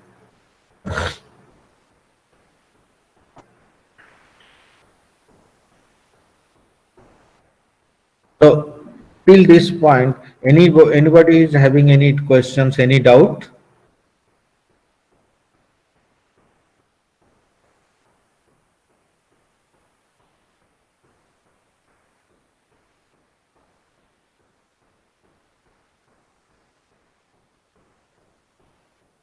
Yeah, that is what body ratio. Yes, you have suggested already, Sasan. Anybody is having any doubt about this up to this point what we have discussed today?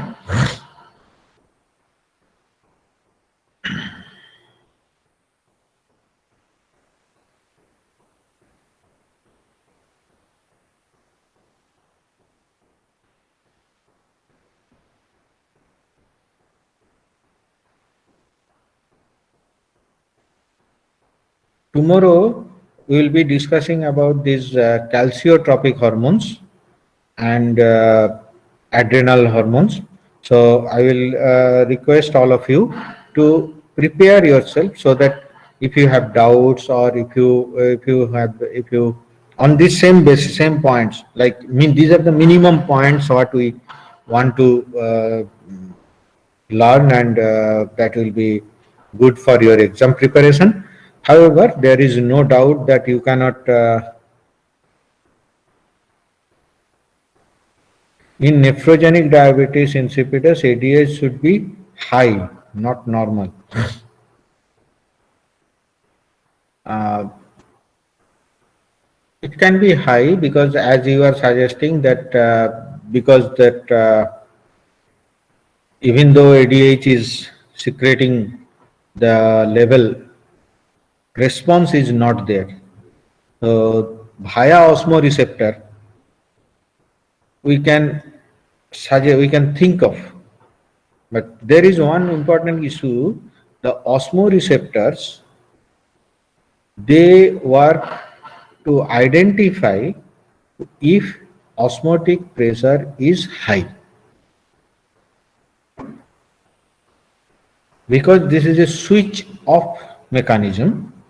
Like when osmotic pressure is high, there will be increase in ADH secretion, and it is expected that ADH secretion will cause water loss, will cause water retention.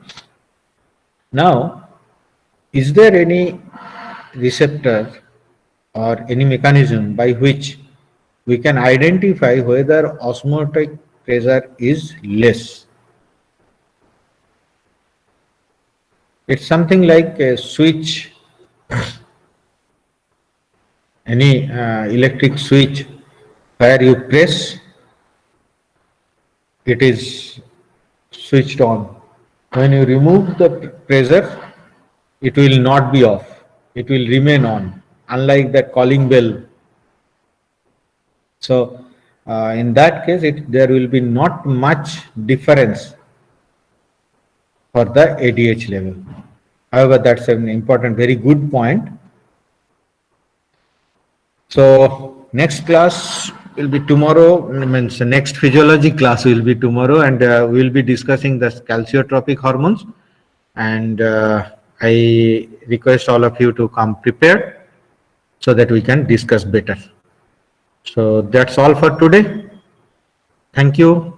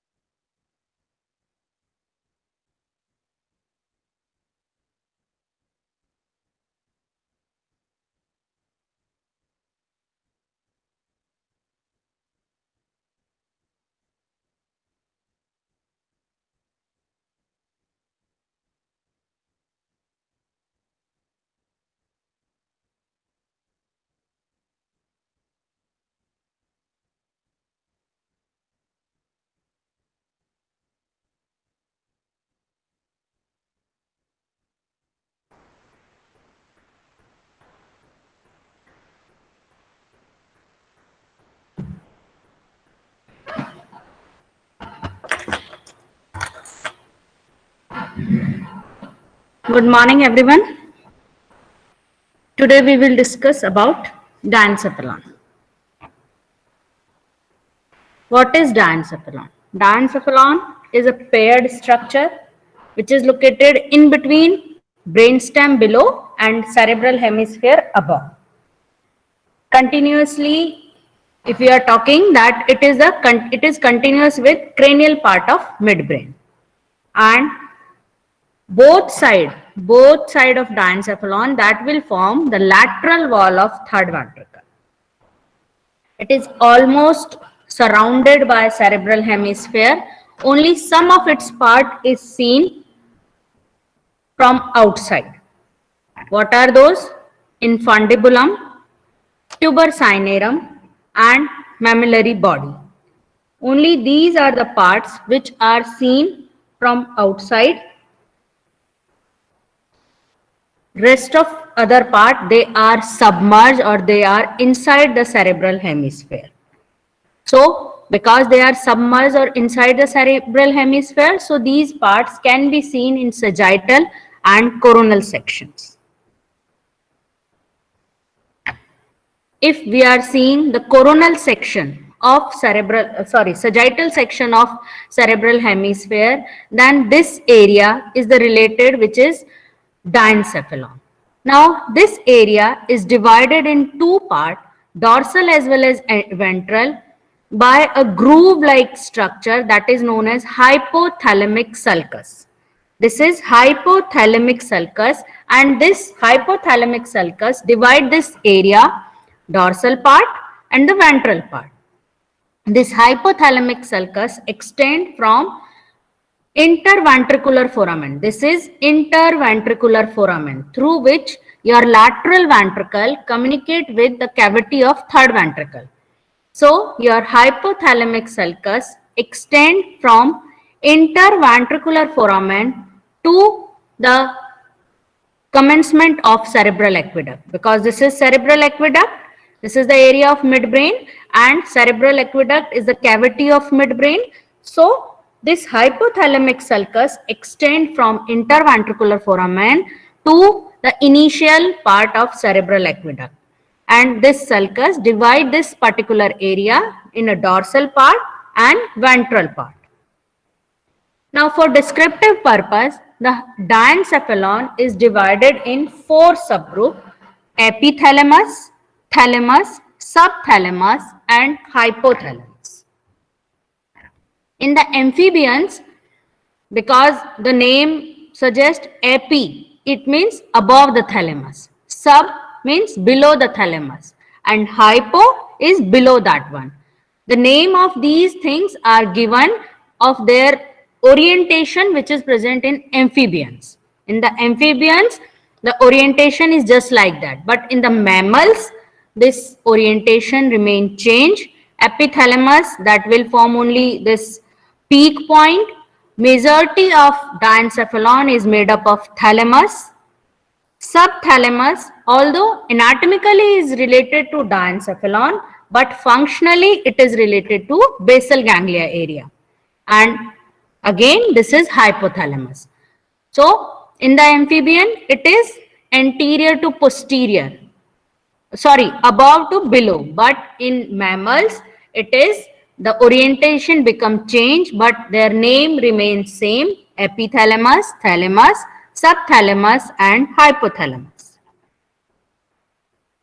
Now, in the dorsal part, your thalamus and epithalamus come.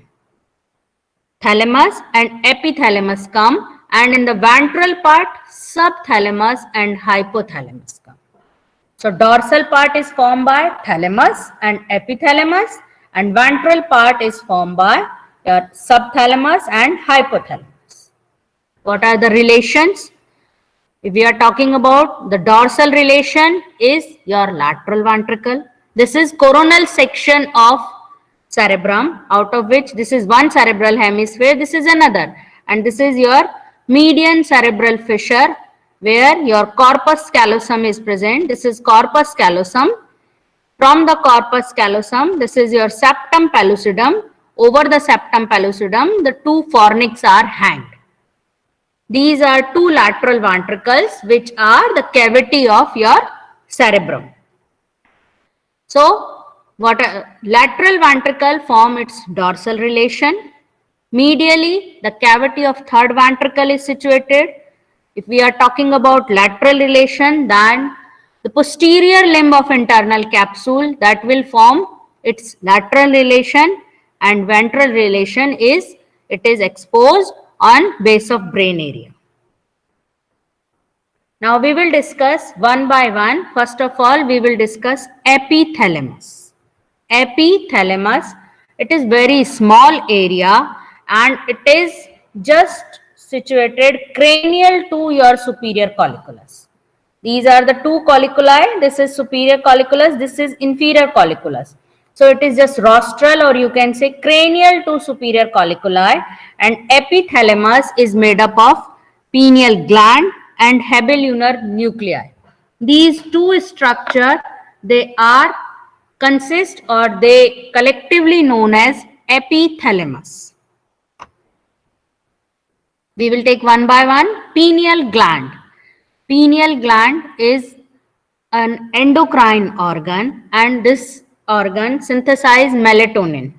This pineal gland controls sleep or awake cycle, and it is also help in regulation of onset of puberty, because it is seen if the pineal gland is getting damaged earlier, then that may lead to precocious puberty.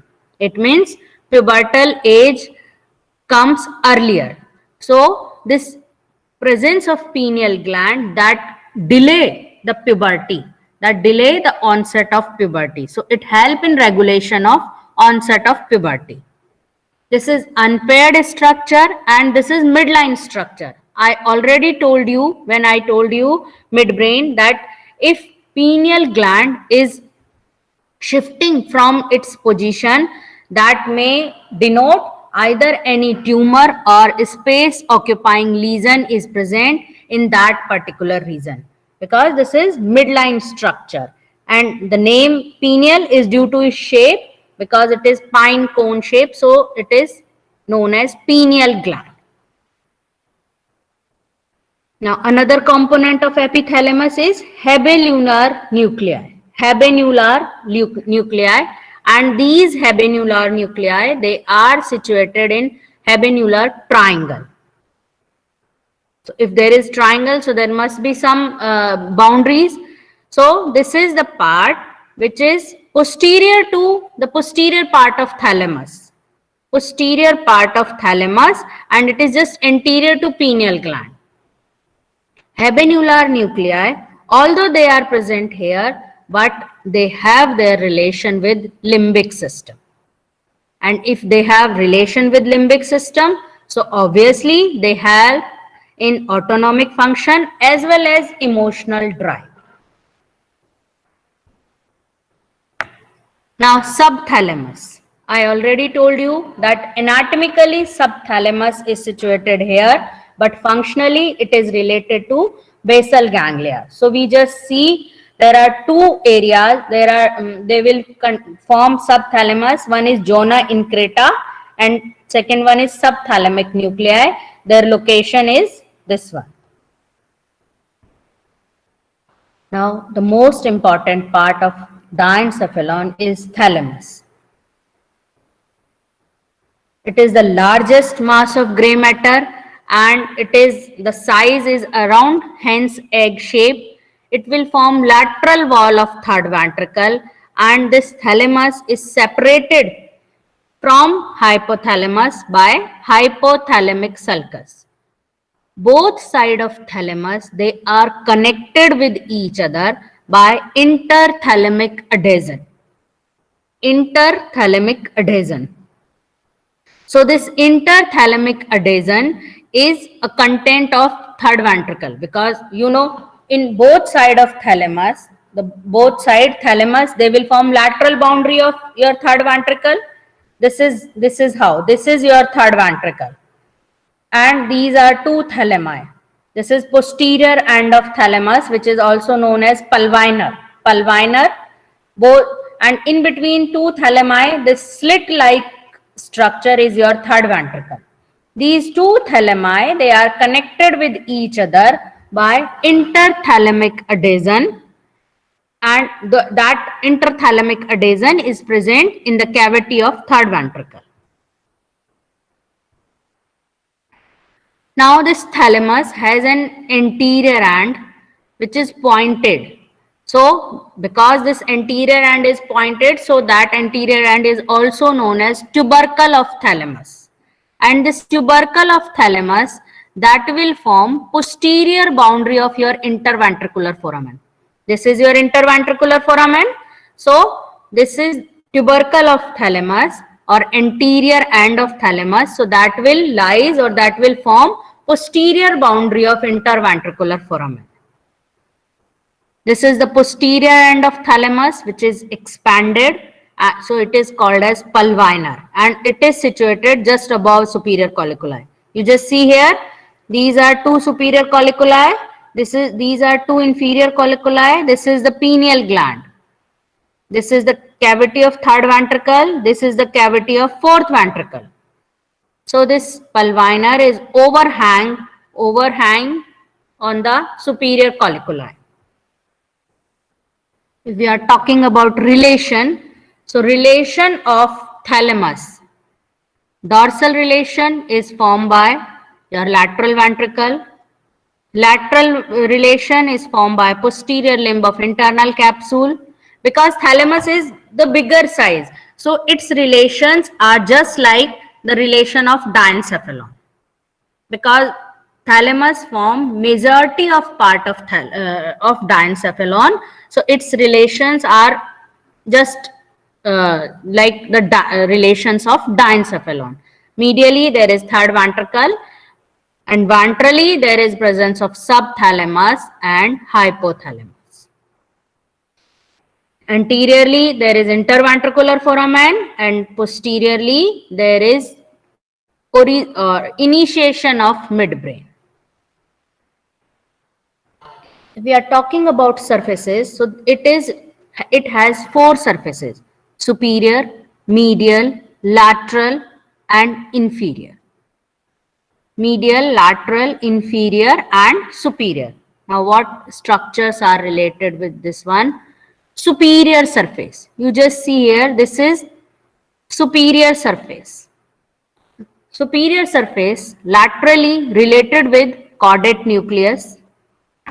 You can say this is head of caudate nucleus. Thalamostriate vein. As the name suggests, thalamo, striate. It means this vein drain thalamus, as well as striate means basal ganglia area. The another name of basal ganglia is striate nuclei. So this thalamostriate vein drain thalamus as well as basal ganglia area. This is the area of basal ganglia, because both of these areas, they are separated by internal capsule. So this is your thalamostriate vein. The another structure which is present here is stria terminalis. Stria terminalis. Now here, because this is the cavity of lateral ventricle, and you know all the ventricles, they have lining epithelium of columnar epithelium, and that epithelium is known as ependyma. Ependyma. The columnar cells which line the ventricular cavity is known as ependyma. So this is the lateral ventricle. So this area is related with ependymal cells of lateral ventricle. In the medial part, there is presence of choroid plexus, which is related with lateral ventricle as well as third ventricle.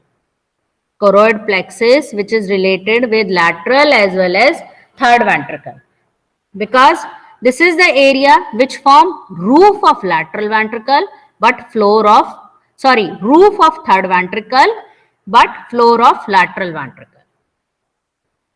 So what are the structure present in superior surface? Caudate nucleus, thalamostriate vein, stria terminalis, ependymal cells and choroid plexus, which is related with third ventricle and lateral ventricle. Lateral surface is posterior limb of internal capsule that will form its lateral surface. Inferior surface, it is rest on subthalamus and hypothalamus. Subthalamus and hypothalamus. Medial surface is this medial surface of thalamus that will form lateral wall of third ventricle. Lateral wall of third ventricle. So obviously this medial surface is covered by ependyma because third ventricle is again ventricle and ventricular cavity, they are lined by ependyma. So over the medial surface there is presence of ependyma. This is the external organization. Now internal organization, there is Y-shaped white matter. Y-shaped white matter is present, that is known as internal medullary lamina.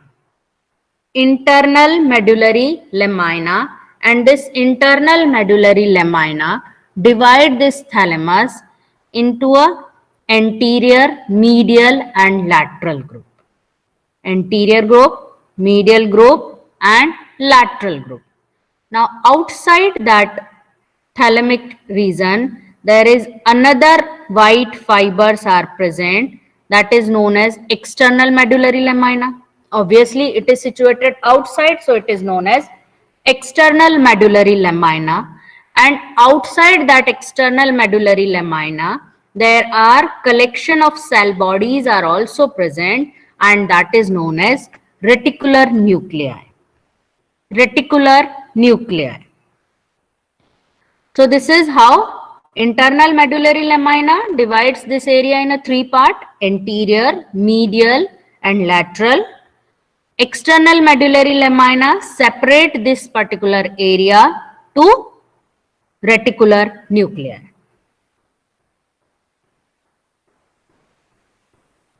Now in this internal medullary lamina, because it is Y-shaped, there are group of nuclei are also present in this lamina, in internal medullary lamina, and those are known as intralaminar nuclei. Intralaminar nuclei. So how many nuclear groups are present? Anterior group, lateral group. Lateral group is further divided in dorsal and ventral tier. Dorsal tier and ventral tier.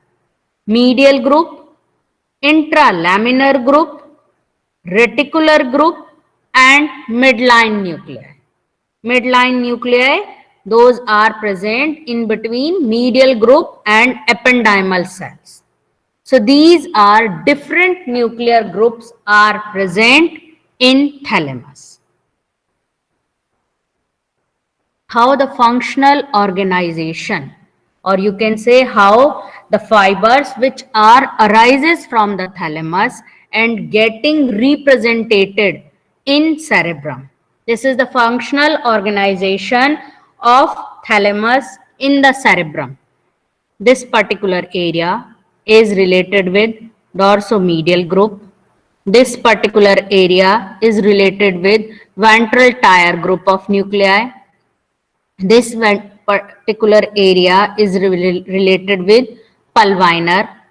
This particular area, because this is auditory area, so it is related to MGB.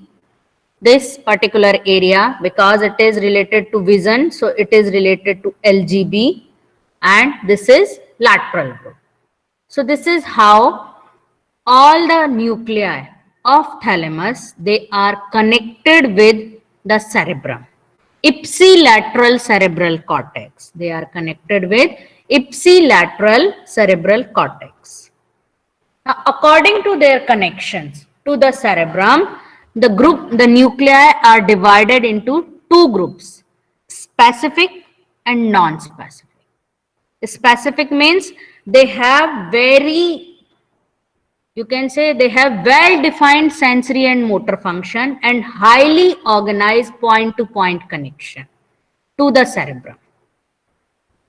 So, what are the difference in between specific and non-specific? Specific is well-defined sensory and motor functions and have very organized point-to-point connection with sensory and motor region. Example of that one is ventral group of nuclei, ventral group of lateral group of nuclei. Non-specific, as the name suggests, non-specific. So they receive less functional distinct area. They are connect with wider area of cortex. So they are mainly concerned with associative and limbic region, and nuclei is dorsal tier of lateral group and anterior and medial group. They are come in non-specific group of nuclei. Now we will take one by one. What are the group of nuclei? What are their afferent, efferent, and what their function? So first of all, because lateral group is a specific one, more important one, so we will discuss lateral nuclear group. In this lateral nuclear group, we have divided this part in a dorsal and the ventral area. Ventral area further divided ventral anterior, ventral posterior, and ventral intermediate, or you can say ventral lateral. Anterior, posterior, or this one is intermediate, or you can say lateral. Ventral posterior again divided in two parts, ventral posterior medial, ventral posterior lateral. VPM, VPL, and lateral geniculate body and medial geniculate body. In the previous year, these lateral and medial geniculate body, they are considered as a separate entity of diencephalon, that is known as metathalamus. Metathalamus. The metathalamus consists of lateral and medial geniculate body. But nowadays, because these two are a specific group of nuclei, so they are considered as ventral tier group of nuclei. So in the ventral tier, ventral anterior, ventral lateral or intermediate, ventral posterior, which is further divided in VPL and VPM, LGB and MGB. Lateral geniculate body or nucleus, or medial geniculate body or nucleus. So first of all, ventral anterior. Ventral anterior, afferent of that one is globus pallidus, substantia nigra, and motor cortex. And efferent of this ventral anterior is to the premotor or supplementary motor cortex area. Premotor, we have learned, premotor area is area number 6, and supplementary motor cortex is present on medial frontal gyrus. So premotor and supplementary motor cortex, the efferent is goes. Because it is goes to premotor area, so it influences the motor activity. The function of ventral anterior nuclei is it influences the motor activity. Now ventral lateral nucleus, or you can say ventral intermediate nucleus. It will also taking afferent from globus pallidus, substantia nigra, ipsilateral and contralateral part of dentate nucleus and primary motor cortex. Efferent is goes to primary motor cortex or area number 4. Because it is goes to motor cortex, so it also influences motor activity. Now ventral posterior nucleus. Ventral posterior nucleus, and in this ventral posterior afferent is in the VPM. You have seen earlier that trigeminal lemniscus is getting ended in VPM. And what the trigeminal lemniscus has sensations? Sensations of contralateral half of head and neck, all the sensation, because your spinal nucleus of trigeminal is concerned with pain and temperature. Your sensory nucleus of trigeminal is concerned with touch, and your mesencephalic nucleus of trigeminal, which is concerned with proprioception of head and neck area, and they will ultimately form your trigeminal lemniscus, and that trigeminal lemniscus is getting end in VPM, ventero-posterior medial group of nuclei. In the VPL, your spinal lemniscus and medial lemniscus are getting terminated. So all general sensory information, so general sensory efferent from contralateral half of body, they will reach in VPM and VPL. And efferent for that one is primary somatosensory cortex, or area number 312. Primary somatosensory cortex, or area number 312. So because of that, the function of ventral posterior nuclei is, it is chief sensory relay station. Chief sensory relay station, because all the sensation are reached here, and from here the fibers are arises and they will reach in sensory cortex. Lateral geniculate body, because it is related to visual pathway, so it taking sensation from your superior colliculi, and from the lateral geniculate body, optic radiations are arise and getting ended in primary visual cortex, or area number 17. Medial geniculate body, which is a part of auditory pathway. Afferent is from the inferior colliculus, efferent is auditory radiation, and that will getting end primary auditory cortex, or area number 42. Now this is all about your specific group of nuclei, or you can say ventral group of nuclei, because they all are a specific group of nuclei. Now we will discuss non-specific group of nuclei, and out of those, the dorsal tire, ventral tire is over, the dorsal tire is made up of three parts: lateral dorsal, lateral posterior, and pulvinar. Lateral dorsal, lateral posterior, and pulvinar part. Now lateral dorsal part is a part of limbic system, so it take afferent from the hippocampus and give efferent to cingulate gyrus. Lateral posterior nucleus, which is related with sensory association cortex, so it taking afferent from that sensory association and giving efferent to that particular area also. Pulvinar is a sensory association cortex which taking afferent to from all parietal, temporal and occipital lobe and give efferent to these particular area. So here you see there is no point to point organization.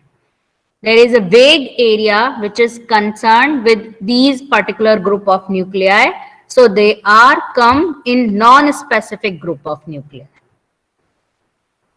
Medial nuclear group.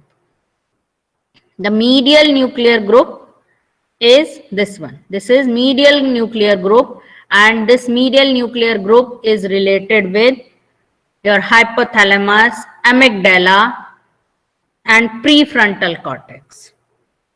And it give efferent to prefrontal cortex or limbic system, because prefrontal cortex, I already told you, is neo control of your limbic system. So functions related to the limbic system, that is a function of medial nuclear group. So it means integrated emotion, thought and judgment. These are the function of medial group of nuclei. And in this medial group, two groups are important. One is mediodorsal and nucleus reunions. Now, anterior group of nuclei, this is anterior group. This anterior group of nuclei, this is functionally is a part of limbic system. So it means it involve in control of instinct, drive, emotional aspect of behavior and memory.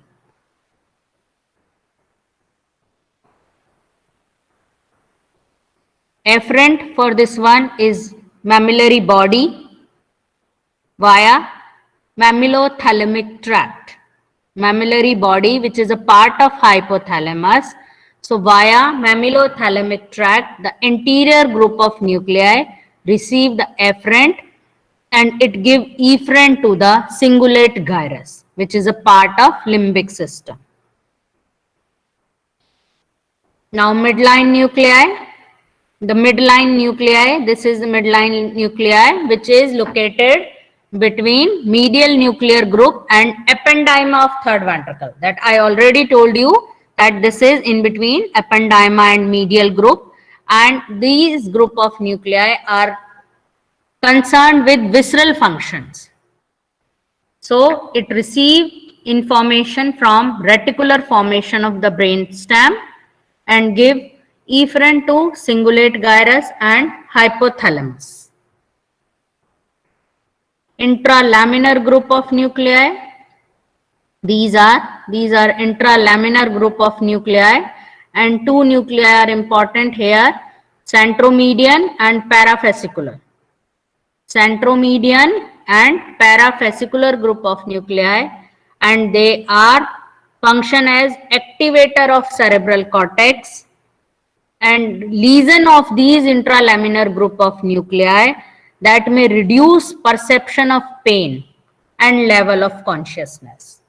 So what happened if that will reduce the perception of pain? So sometime a very little pin prick may cause the person is exaggerated that one. Matlab, the person feel very severe pain.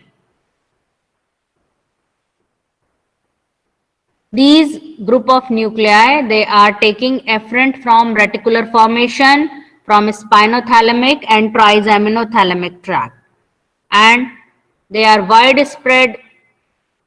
Efferent give to cerebral cortex, efferent give to caudate and putamen of basal ganglia. Reticular group of nuclei.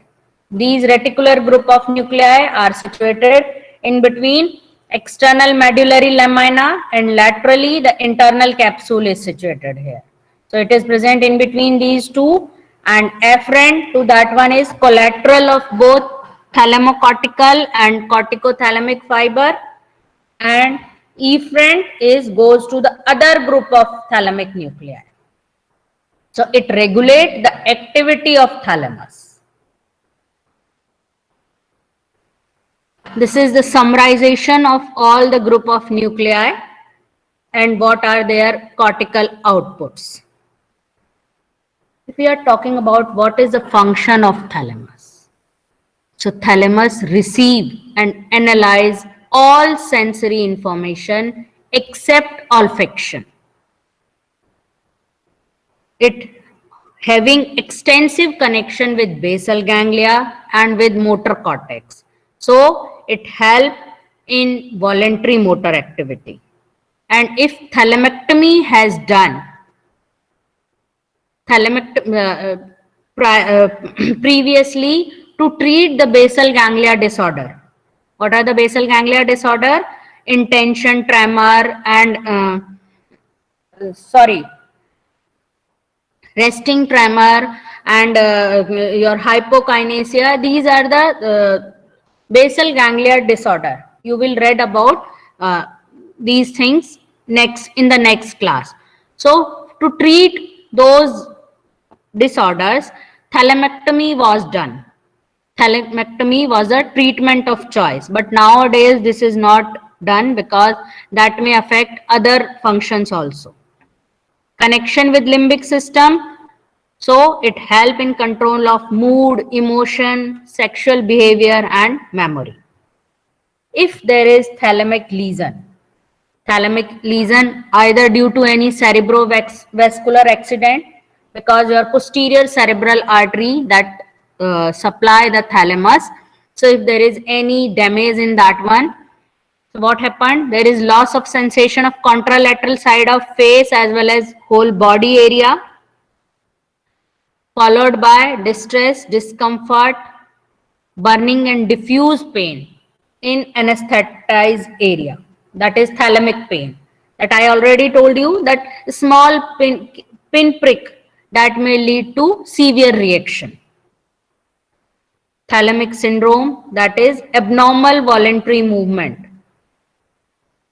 It is come in, you can say it is come in the definition of chorea and hemibellismus.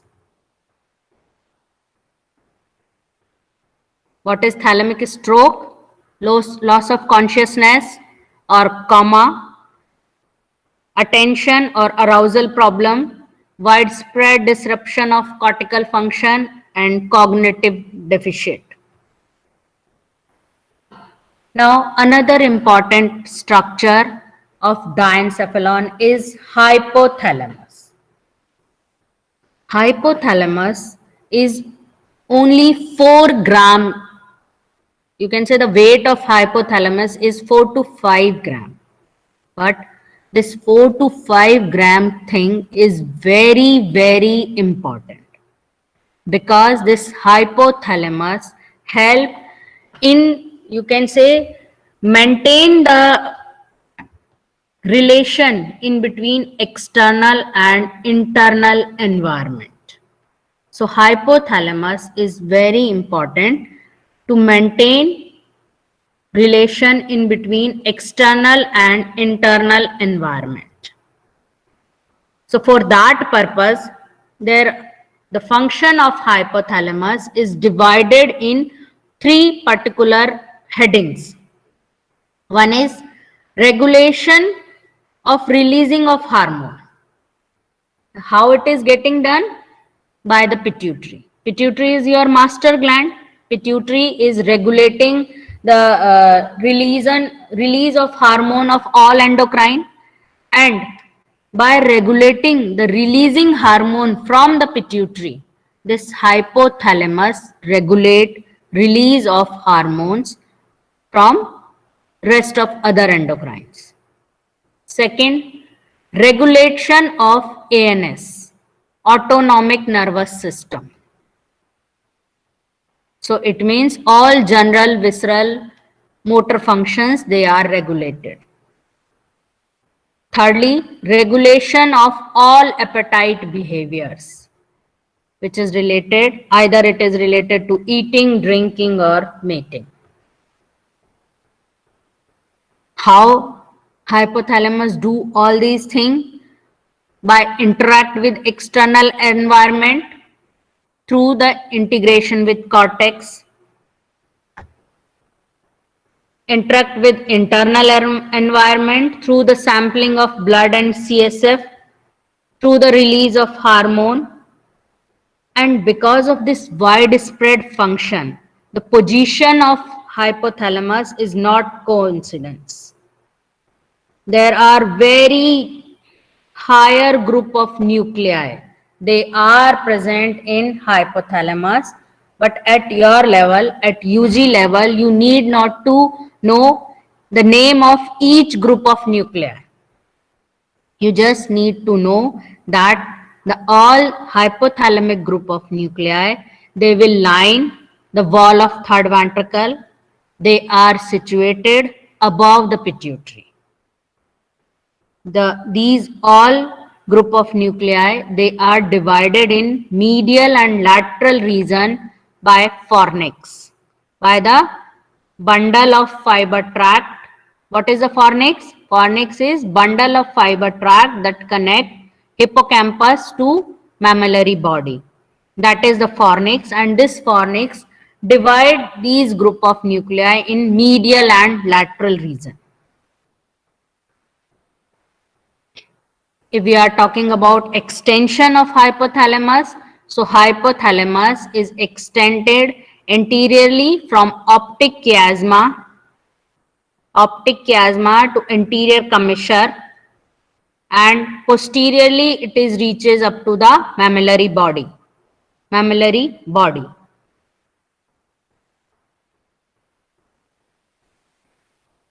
Hypothalamic group of nuclei. I already told you, you need not to know the name of each and every one. You just need to know there are 3 particular zones. In these zones, different group of nuclei are present, and these zones have different function. So one is periventricular zone. As the name suggests, periventricular. It means which surround the ventricular cavity. So this is the periventricular zone, and in this periventricular zone, these are very thin group of nuclei which border the third ventricle, and they regulate release of endocrine hormone by regulating the hormones which are arises from anterior pituitary gland. And how they will do their function? By portal venous system. By the portal venous system, you just see here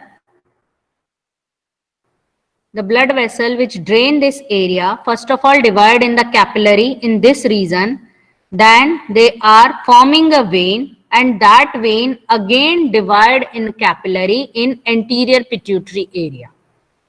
So here, uses of neurosecretion as a portal vein system. Now middle zone, this is the middle zone area, this is the periventricular area, this is the middle zone area. Middle zone area that regulate hormone release from posterior pituitary, because you already know that posterior pituitary is only the, you can say, storage system, because the cell body which secrete hormone, they are present in the hypothalamus, and those secretion they are getting stored in posterior pituitary. So this middle zone help in regulation of hormone which is released from posterior pituitary, and this also regulate the activity of autonomic nervous system, ANS. Lateral zone. Lateral zone help in integration and transmission of information from limbic system and do function accordingly. So to do all these 3 function, the 3 particular area are divided. Periventricular region regulate the hormonal activity. Middle zone regulate autonomic nervous system. Lateral zone regulate limbic system. Now, these are all the afferent connections. So you see, all particular area, they are giving their afferent to hypothalamus. So this diagram is important because all area, you just see here your cerebrum, your prefrontal cortex, your olfactory area, your eye area, olfactory cortex, as well as amygdala. So they all give afferent to the hypothalamus, and from hypothalamus, efferent is reaches to all area. Efferent to reaches to cortex, efferent reaches to septum, to amygdala, to spinal cord.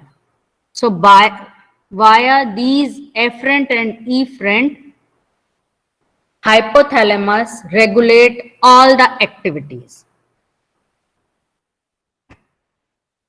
What are the clinical correlation? One of nuclei that is known as suprachiasmatic nucleus. Suprachiasmatic nucleus, which is important because this is the nucleus which help in maintenance of circadian rhythm. What is circadian rhythm? that maintain sleep and awake cycle, that maintain your 24-hour set cycle. So daylight clues and melatonin from the pineal gland, they help to maintain this circadian rhythm by suprachiasmatic nucleus. Another important nuclei that is known as mammillary bodies. Mammillary bodies, these are the part of limbic system and these are responsible for memory function. And these mammillary bodies are getting damaged in chronic alcohol abuse. So this is all about diencephalon. If you have any query, you can ask anytime. Thank you.